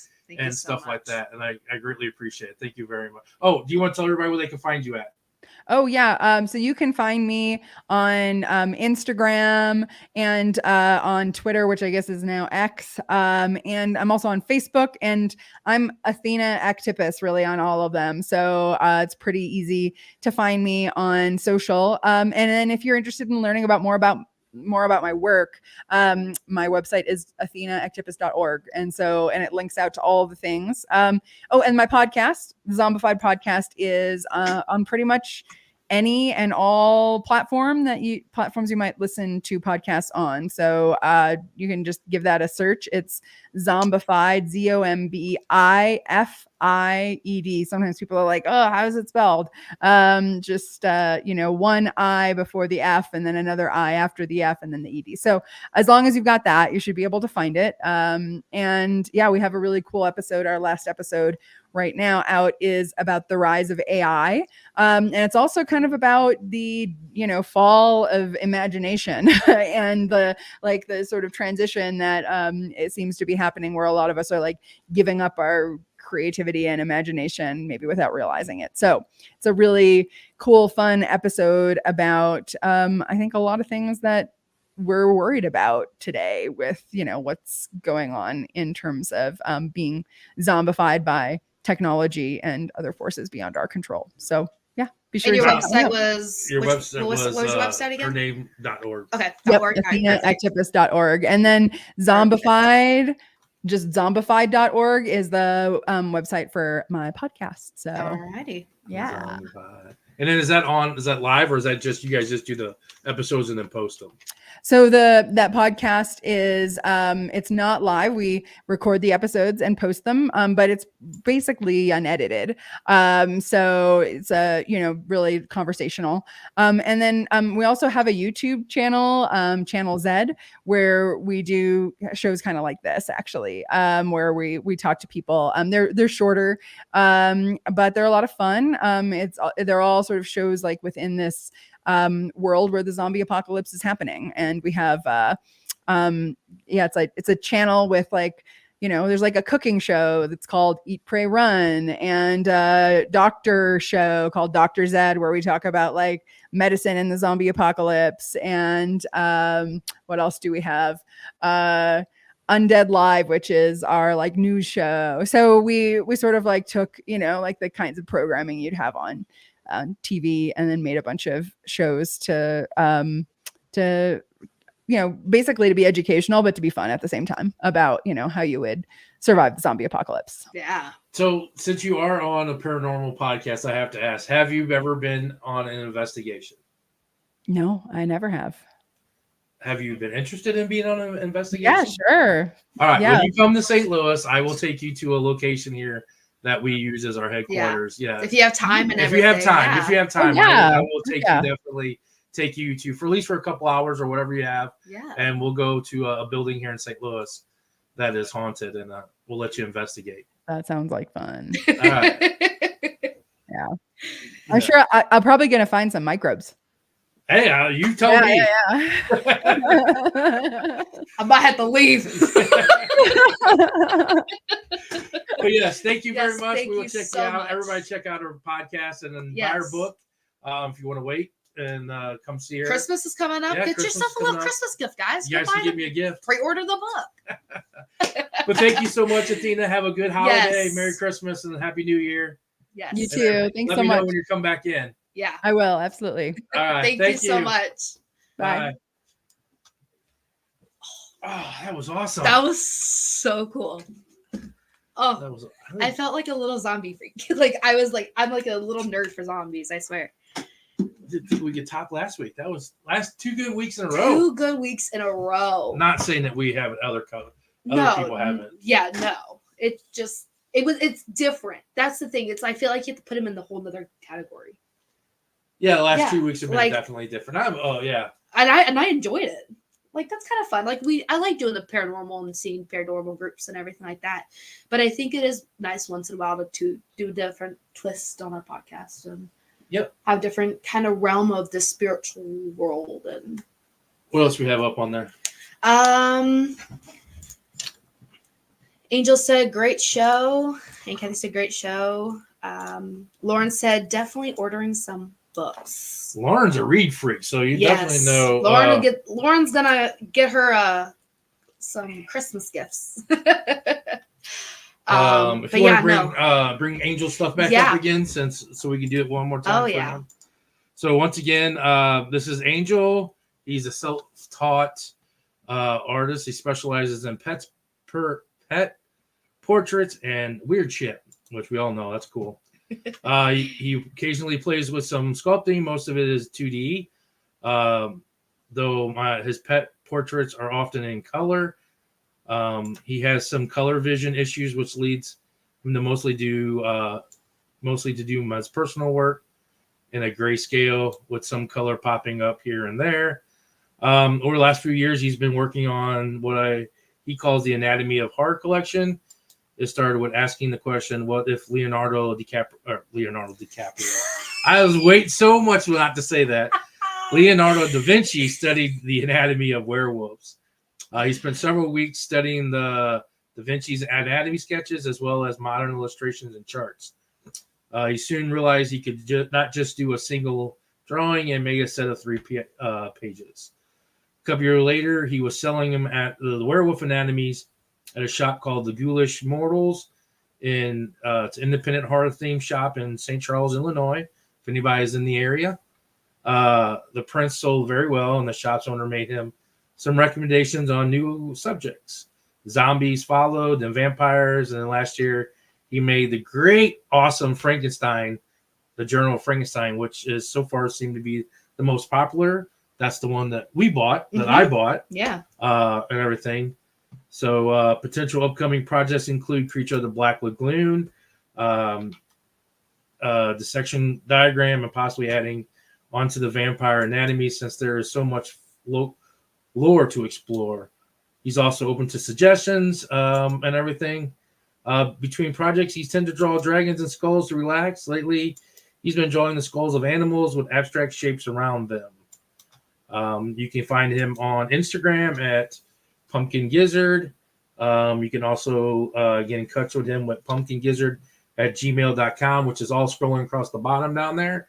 It was really cool when I first met Angel. Like he said, he has some vision, and everybody knows that I have vision on my no peripheral. And I had seen him walk through the conference, and he had like a cane, like a walking, and I was like, oh wow, that's cool. And then all of a sudden he was loading stuff up, like bringing stuff up to set up his booth, and he didn't have no cane. I'm like, I'm confused. I'm like, wait a minute, I did see him. And then he go to the bathroom, and he had a cane, and then The second day you walk by, I was like, oh, I got to ask you, what's up with the cane, man? You don't have it.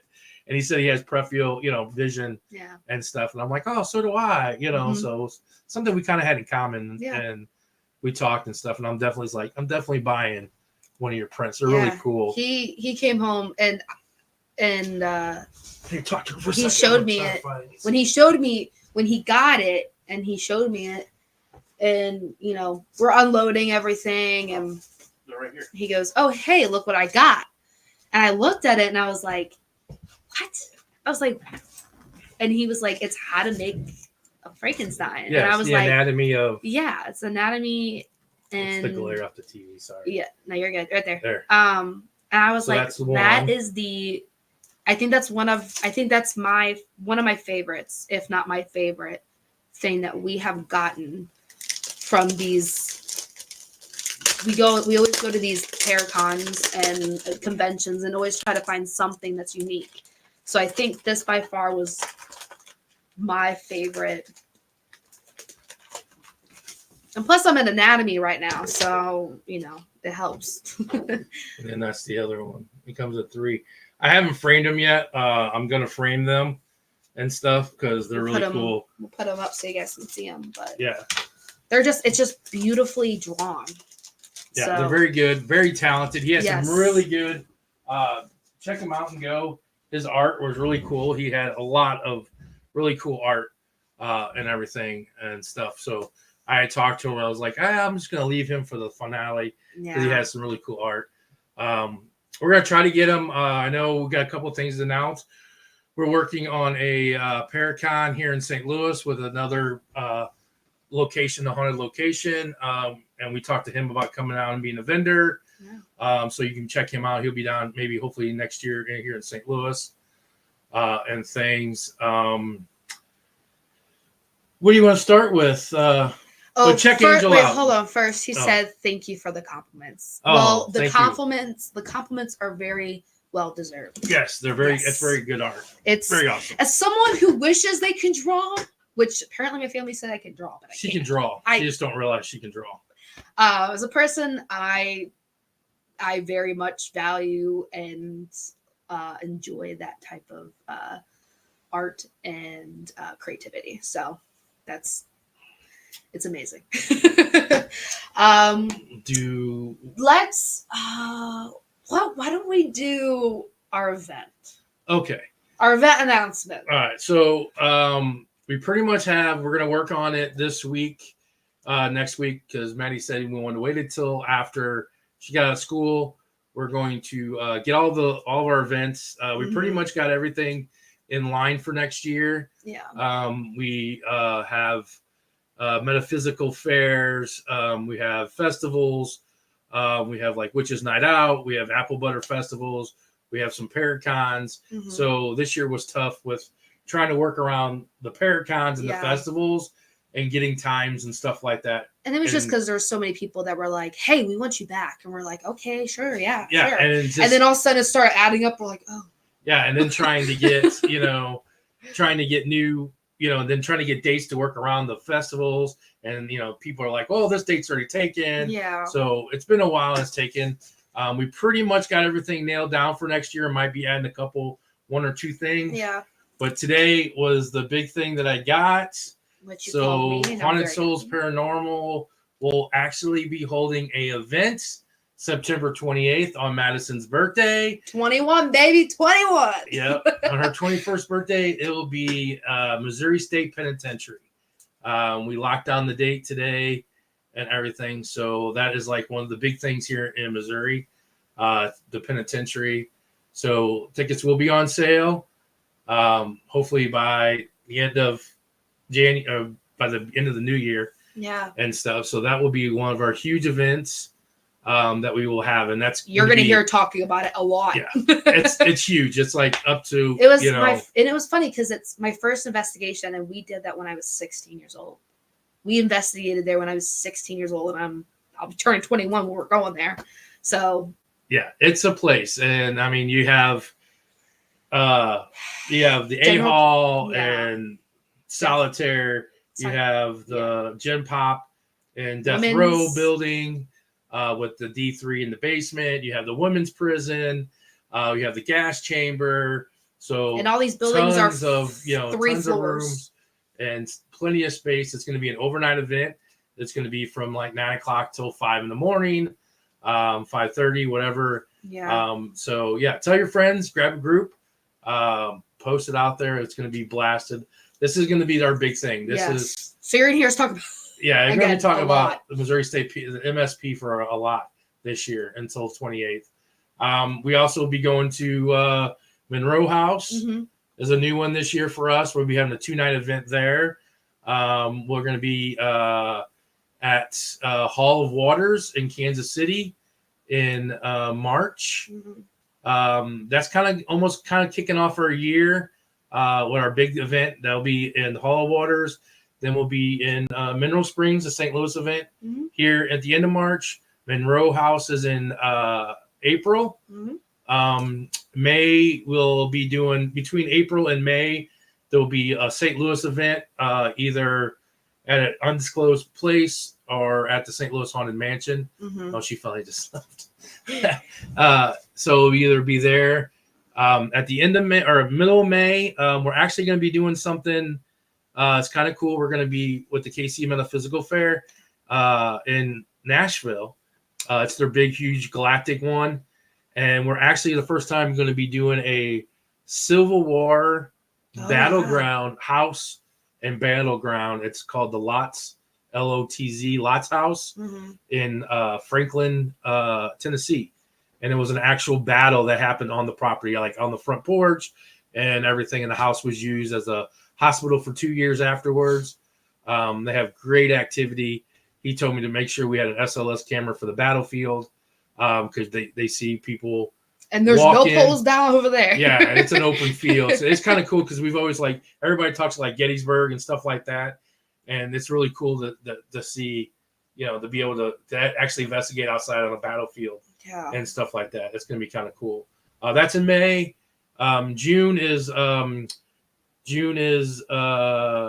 Strawberry Festival in Kimmswick. Yeah. And then we will be at the haunted, the Paracon, Troy Taylor's Paracon in Alton.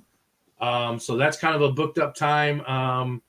And then July we'll be at McAteer Villa and Glore. August is trying to think what August is now. August is our little. No, that's September. It's in September? Yeah, September 13th. Is the West Virginia? Yes, that's September 13th. Dang, I'm gonna have a good birthday month. Yeah, I can't remember what August is. We'll post them. July is also we're going to be in Parago, Arkansas for the scare. If you all watched last week with Santiago Cirillo, we're going to be at the Haya Nation. Shout out to Haya Nation. Mm-hmm. We will be at the Scarefest 2 in Parago, Arkansas. We'll be down there. We're also going to do. There's some St. Louis things here and there. Yeah. Working with St. Louis Haunted Mansion here in St. Louis. We're going to be doing a lot of things with them, and hopefully maybe some things with the Limp Brewery in a way, something, hopefully get some things to work with that. Yeah. So there's going to be other things in the middle of that, but those are the big ones. And then September, a group of us, we might have some openings, but they're going to be we're going on a West Virginia trip to Lake Shawnee Amusement Park, Trans-Allegheny Lunatic Asylum, and then Sweet Springs Sanitarium. That's a 4-day trip we're taking to West Virginia. It's going to be fun. That'll be a good trip. And then maybe we'll have a drawing. I don't know. And then we have Missouri State Penitentiary. Mm-hmm. And then October is a huge month for us. Melbourne Manor, Witches Night Out, KC Metaphysical Fair, and then Apple Butter Festival in Kimmswick. And then if everything goes well, I might have another date at the prison in November. So we'll see how that goes. If everybody buys up tickets, we might have another date. Yeah, if it's sold out. We'll put another date Yeah. or something. So buy up those tickets for share 'em. MSP. Anyone who's ever wanted to go to Missouri, and we're not talking about like they do day tours there, and they do their own tours, but this is like overnight investigation. We lend you all of our equipment. You get to stay there the entire time that we allow the time that we say. What would you say? Like it was like 9 till 5 in the morning. You get to borrow equipment, the whole entire time. You get Phasma boxes, all that stuff. Yeah. Everybody knows that does our events. Yeah. It's the same thing. Yeah. It's just a big location. Everybody loves. And you're gonna spend probably that, and I know we probably will because we haven't been there in a while, but you're gonna probably spend that entire time because it's a huge place. It was my first ever investigation, and it was his first investigation. So it was my first place. It was. So that's where I met Abby, and then I met Andrew. It's a little special place, and personally for me. I met Andrew Nikki at Cowtown. We met her at Cowtown. We did. I remember Andrew Nikki meeting her at Cowtown. That was so fun. But yeah, so that's our event announcement. That was a big thing today. I've been kicking around the prison thing, and he called me. I was with my best friend. I don't know if I want to do it. I'm like, I just don't know if I have the support and the following. Is why my big thing is. And we're not saying anything about you guys. It's No, I'm just. It's a big place. Like you need. It's expensive. It's an expensive place. It's not cheap, and I'm putting the company out there to do something to try to be big. So if everybody, not just say everybody here, but just in general, have to sell some tickets to make it, another thing. But, yeah, I'll kind of go through that way with not 2 comments for our next announcement. But let's see. Lauren said that's awesome. Angel did a surprise face. Stacey, that would be cool. Brandon, love it. How exciting. And Kathy said, I'm there. Teresa said, super awesome. I would love to go to the pen, but I'm not wearing orange or stripes. Hey. Actually, they didn't wear orange there at all. They wore black and white stripes. They were black and white. Yes. So you're okay. Just don't wear black and white. Carrie said, can people under the age 18 go? Maybe Lola will want to go for her birthday. Yes, September 27th. Hey, there you go. And how Lola will be 17. Yeah, she'll be she's fine with if you come as an adult. Yeah, like her and a that's fine. Yeah, as long as you have an adult when you're under the age of 18, you have to have an adult with you. And that place is not like they don't put this restriction. Some places do. Yeah. Like Trans-Allegheny, you had to be I think 21, or 20. Some of the places you can't be under the age of 18 or something like that. So she's fine. Yeah. That age under the age of 18, we say 14 to 18 with an adult is good to get. Yeah. Depends the place. And she can come celebrate her birthday with me. Yep. Yeah. 2 birthdays in a row. Bang, bang. Bang, bang. You can save up. Start buying money. Good birthday present. And Janice can say 2024 is exciting. Yes. So we are my super question excited. is, I got to talk to Abby and you, and maybe coming and doing some stuff. But yeah. Kathy said, "I'm bringing my cane." Yeah, there is some stairs. There is stairs. I know in Gem Pop there's 4 floors. 1 floor. 1 floor to get the Gem Pop. Well, no, I'm yeah. Well, to get you got the minimum 2 flights up there. Yeah, you got Yeah. a flight of steps to get into the building, and then the flight of steps to go up and down. Yeah, so there is there's some steps, but not like. And that's just crazy. the main. There's also 4 floors. You don't have to go up to 4 floors, but there's 4 landings going up to into the cells. But the only thing that Kathy probably would not be able to do is gas chamber. Gas chamber. Oh, we can drive her down. But then you got to drive everybody down. Maybe we'll secretly sneak you down. She's a little special. Yeah, she's special. Teresa definitely interested in Civil War areas. Yeah, it's again, it's Nashville. I feel like 20. It's kind of what Andrew Dickey said. It's 2024 is exciting. It's we're putting in new stuff, so that's always exciting for us. When we love our stuff that we're really like, we know the place well, we know the spirits there, but it's also fun. Like when he was mentioning the amusement park, like that's totally different. Like we've never done that, so. Angel said busy, busy, busy. I try. Yeah. Definitely busy. Definitely activity and pilot. Mo. I heard drum sound by the fields. Yeah, everybody keeps saying about Pilot Knob. There was another place that we talked about. Oh, go on, finish. Yeah, we'll finish this. That's such an amazing trip. Yes. If you're talking about the West Virginia one, I know, and you were asked to go, and I wish you could go. I know. That was really cool. Mo. Jeannie, Cassie, and I are in. I guess that means for the penitentiary. Yeah. I would definitely be a fun for sure. Yes. Yes. There would be a lot of stairs in the women's area. Yes, there is when you have to go up. Oh yeah, you have to go up those. Yes, there is. Yeah. But as long as she has she just needs to take a week before off. no walking. Yeah. So excited for you guys. We'll get you there, Kathy. If you want to come down, I'll make sure you experience everything. Yeah, we'll get you there. Yeah, I'll get you there. You might have to be the last, but hey, we'll get you there. We'll do it for you. Yeah, we'll get you there. But the place that we were kind of the place that we were kind of talking about. Yeah, someone told us. I don't know what we were doing last week. I think it was on the podcast. Someone on the podcast. Yeah, someone said Winville, Missouri. Windyville, Missouri. And I was trying to figure out maybe to do an event there, and I couldn't find anybody like the call. Like they said, it's in an unincorporated. And it was Dallas County Police Department. I called that lady. Tiny county. I called that lady, and the lady's like, I have no clue. And she's like, maybe you call Buffalo County. They might do it or whatever. Because I was just trying to figure out, because apparently it's like a ghost town. It's like there's nothing there. Yeah. But I didn't want to get trespassed or anything like that. Yeah. So we're not really urban explorers. I kind of looked up like the map and brought Google up, and there was a bed and breakfast in Windyville.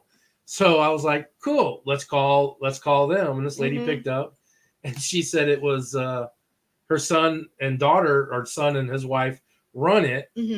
And I'm like, well, I'm a paranormal group. I would like to come out and investigate with a group of people or whatever. And I was just trying. She's like, there's only one store in the town. It's like a crossroads town. Yeah. And I'm like, they say it's so. It's haunted though. I mean, if you look up Windyville, there's tons of things. Yeah. And they say, a lot of people said as they're passing through, they see a little girl holding a lantern and stuff. And she's like, but are you interested in the Cassidy rainwater murder? And I'm like, I've never heard of that. So you made me look it up. So apparently this girl was killed there, and they cannibalized. She was kidnapped, and they. Graphic warning, guys, not really graphic, but just murder. Apparently what happened was she was gone missing. These men took her, put her in this cabin, and the deer hanging thing where they would put the deer on and let everything, that's how they got the meat. They stuck her on there in a cage. And what happened was they found pictures and everything. Someone leaked them on the dark web, and someone came across them. And it was these two men, and they were feeding on her. Essentially, they had her like everything was in a freezer, and so the lady's like, well, that cabin is like 4 miles down the road. She's like, you can go down and stuff. I'm like, can you like investigate it? Can you? She's like, well, I don't know about getting out of the car. The man, they released him, and they haven't recaptured him yet. I was like, what? She's like, yeah, he comes back every once in a while. He goes, the state bought the farm because of IRS or whatever. Yeah. She goes, but he does come back there and stuff. So I wouldn't get out of the car. I'm like, well, that's like a challenge now. I'm like, why would you say that? Well, and it's probably also dangerous because I read somewhere that the cabin that she was held captive in, actually physically, because it's a farm. So there's probably multiple in the building. They caught fire, like the building that she was captive in. Oh, the lady says the building's still there. Oh. Well, I read one of the buildings was. But this happened like 2 years ago.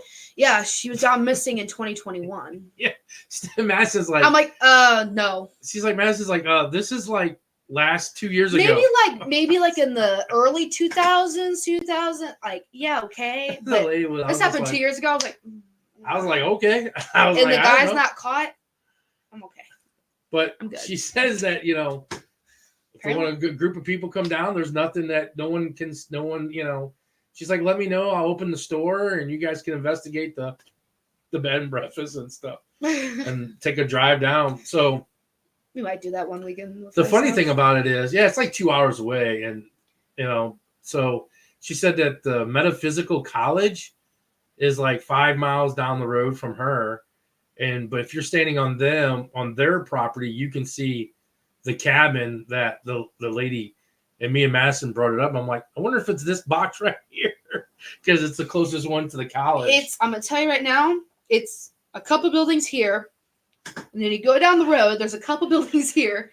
And then there's like the Metaphysical College. And then there's just this one random box on the map. Yeah, so, it's weird. So that's the kind of things that I've been going through trying to find other places to investigate. Yeah. So when you said Knob Point, Point Knob or whatever, that, you know, people have been asking us to go down there because they say that that's haunted down there too. So and it's hard to find just people contact with these places. And here's the thing too and I know she said the battlegrounds.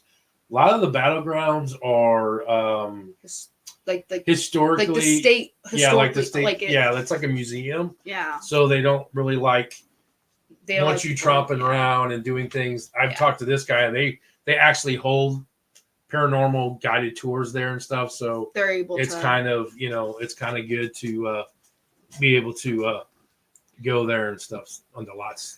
So. Yeah.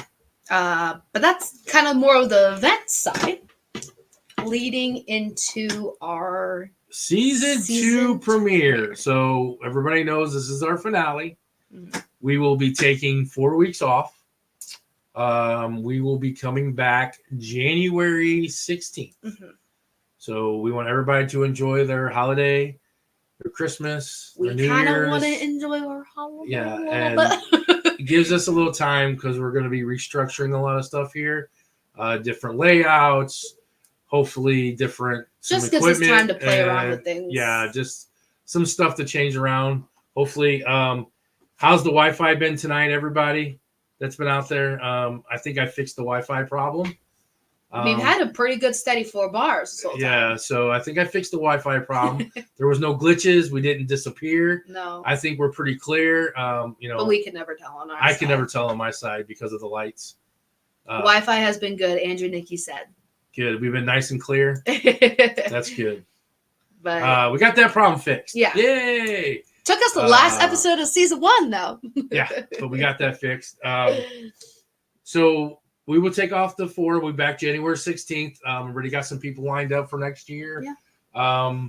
We've got some buildings that we're not going to. Actually, we're going to have a lady on from Edinburgh Manor.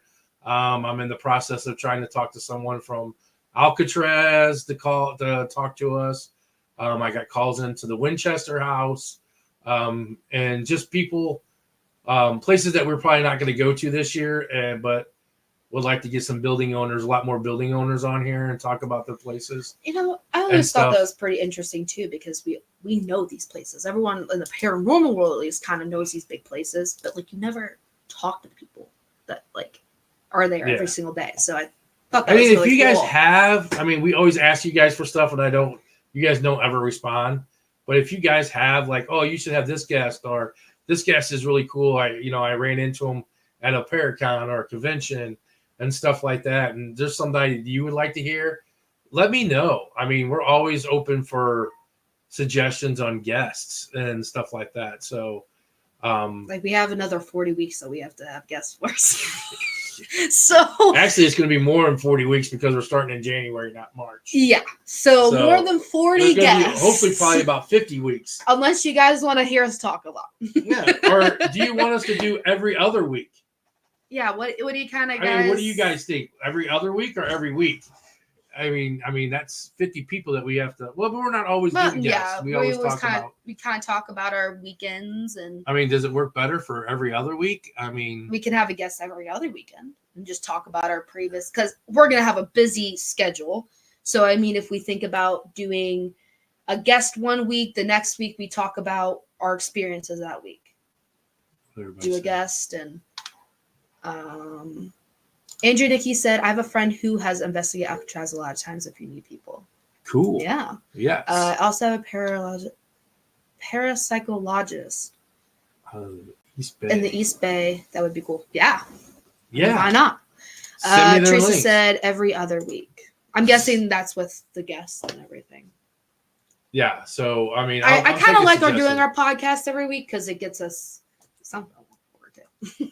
Look, someone to get forward to. No, when we looking got, like we got it's school going something- on and stuff. Yeah, but I mean, I kind of like our little routine of every Tuesday night getting to talk to people and Well, we can keep it and see how it goes. yeah. And everything. We might Yeah, just have a that's- guest every other week. Yeah. I don't know if people like to sit and talk to us, though. You know. Do you guys like listening to talk to us? Yeah. Do you like our Do banter? you guys like us sitting here talking? Yeah. That's my question. Angel says every other week. Sounds good. Maybe interview some people that have investigated with you.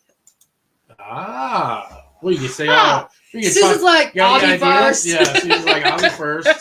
I mean, that's something too we could do is have some of and we could have like people that we know all the time. And I'm everything, always open but for suggestions. I never thought about Andrew, Nikki. Give me those two people. yes, I would love to have them on to talk, especially the Alcatraz. That's yeah. just amazing. You know, that's my Yeah. Maybe bucket somehow thing, so. some of our followers that we connect with on these podcasts and Facebook or not Facebook Live, but TikTok lives, and we've been talking to them kind of, and maybe have them on the podcast and have a little, I don't know. yes. So We'll figure it everybody, so our season two Opener. premiere. I was gonna tell you what we were. We were gonna have a live. We were gonna do a live Ouija board seance on our opening season two premiere episode, and that kind of fell through. I've been kind of saving this guest that we got in my back pocket because she's always helps us out and Yeah, everything. we've like always that. been like, let's bring her. And we're like, Yeah, I didn't we want to wanted burn the her. perfect time. Yeah. So tonight I was like, oh, this is what we can do because we were trying to look for something big and stuff for season two. So It's a perfect time to bring this person. yeah. So we're actually gonna have Heidi Taylor, who was here tonight on the podcast. I gotta I don't find know her. if she's still I on gotta here. find her. But she is gonna actually do a reading on the cards. She's gonna have prediction cards. Yeah. So you guys can ask her questions and stuff like that. She's going to do the reading. She said she might also do a Ouija board seance. She does really cool stuff. Yeah. But she'll be our premier guest. So everybody should check that out if you're wanting to know any kind of questions about your future, predictions, anything like that. It's really interesting. She is working on some things that I didn't know her and Madison have been talking about, which is kind of cool. Yeah. And stuff with family wise and stuff like that. Our a little geo, more, a little more of our our past, our history, our family history, and stuff like everything. that. So I'm kind of interested because I know a couple things that I haven't said, and I would like to see if she hits on that. Would be really kind of cool, and everything like that. But And I know she's doing a lot of research too, so that'd be really cool to see what she could have found that we. And Heidi works with us. She's like kind of she's my go-to. She's our go-to psychic. Yeah, our kind of go-to psychic. Yeah. So, and you can see her at a lot of the metaphysical fairs that we Mhm. have. Please come out and get readings with her. She's great. She'll pop in a couple times in our St. Louis events, and Yeah. the last time we had a St. Louis event at St. Louis Haunted Mansion, she was there. She does all of our mystic when we do the metaphysical fairs. Yeah, she's always She there. does. Her and Christopher show up and come to the event and stuff. Yeah, I've gotten readings from her, and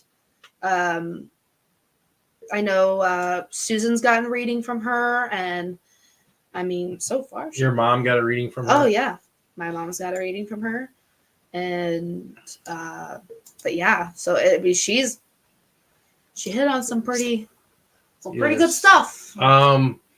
In the paranormal world, we always pay it forward. This is a big thing. McIntyre Villa, you've heard us talk about it. We will do an event this year.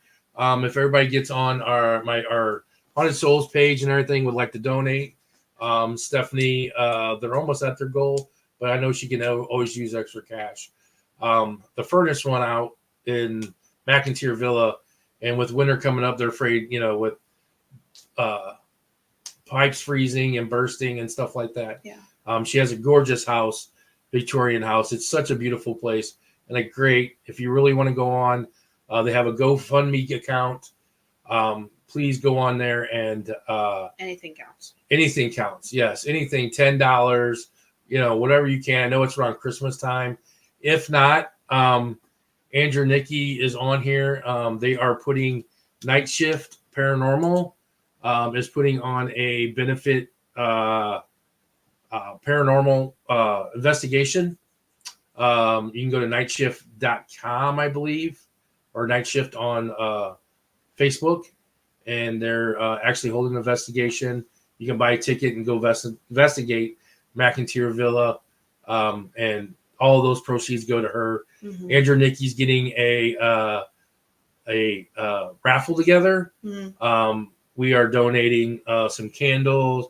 Andrew Nikki said a beanie because I think she wants the beanie and stuff like that. We're also doing, and I think we got a beanie, candle. Oh, and a scrying mirror we donated, and then we also are donating 2 free tickets to an event. Yeah. And everything. So, So it's just, and it's such a beautiful. I remember I asked her one randomly. I was like, "So what was here? Like, was the wallpaper here when you got here?" And she was like, "There was like nothing." She did all that wallpaper and all the furniture, and I was like, "It literally looks like an old Victorian house. It's like beautiful. It was back in the day. Like it was. It's beautiful. It is such a beautiful place, and she has a strong passion.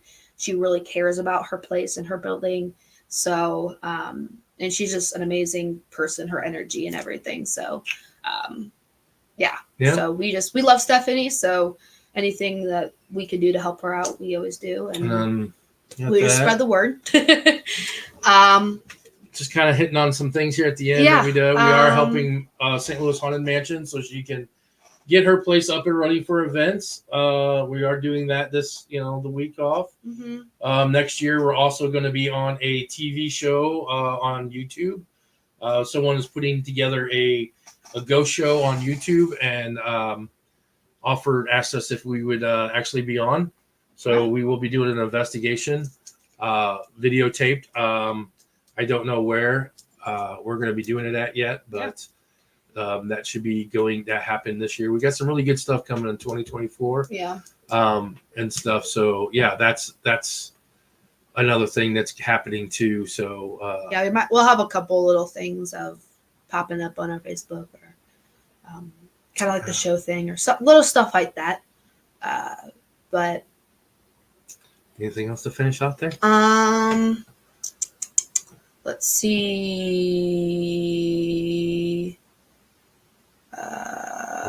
Teresa said, I guess every other week. Oh, okay. Okay. That's the only time you get out of the basement. Oh, my Tuesday nights. Yeah. The possum that lives in the basement. Hey, it's nice down there. You got it. I'll connect you on Facebook. Perfect. Looking forward that with Heidi.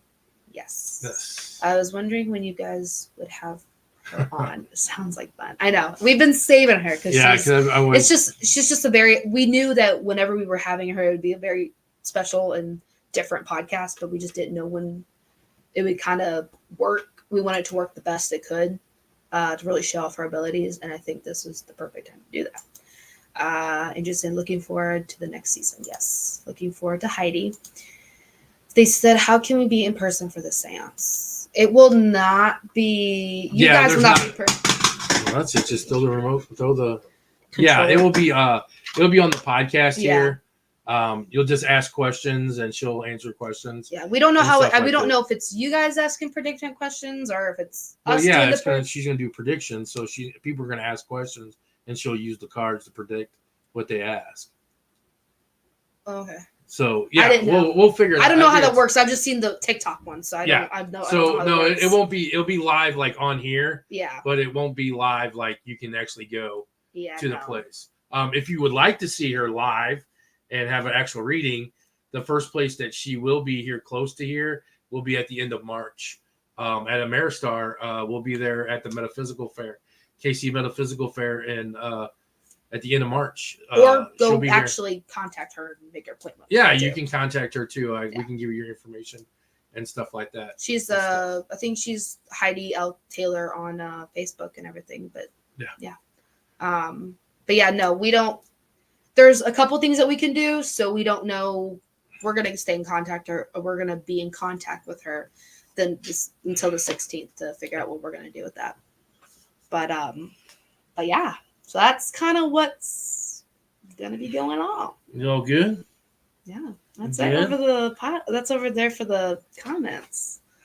But Well, I want to say, Haunted Souls Paranormal, thanks you for this year. yes, thank you. Guys. Thank you for the support. It's greatly appreciated.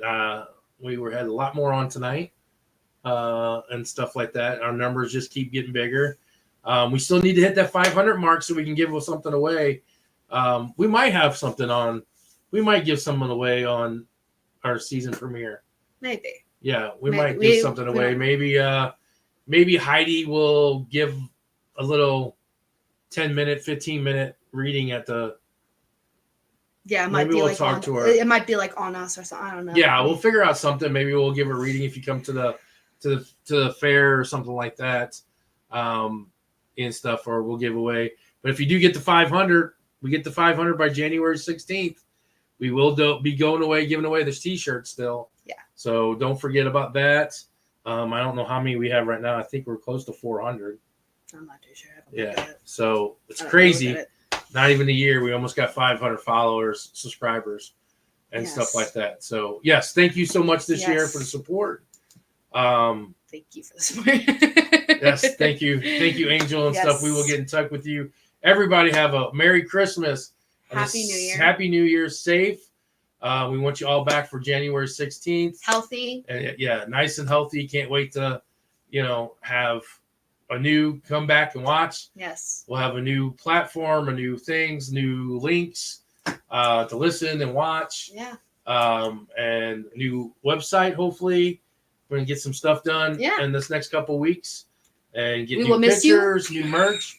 Yeah, we'll miss We you. will I don't know miss what you. I'm gonna do on Tuesday nights. It's good. We're gonna forget it's Tuesday. It's gonna be weird to We're have gonna be to go do something on a Tuesday. I know we gotta do something. 'cause- But yeah, everybody be safe. Have a Merry Christmas. yes. Love you guys. Thank you for the support. Yes. Stay spooky.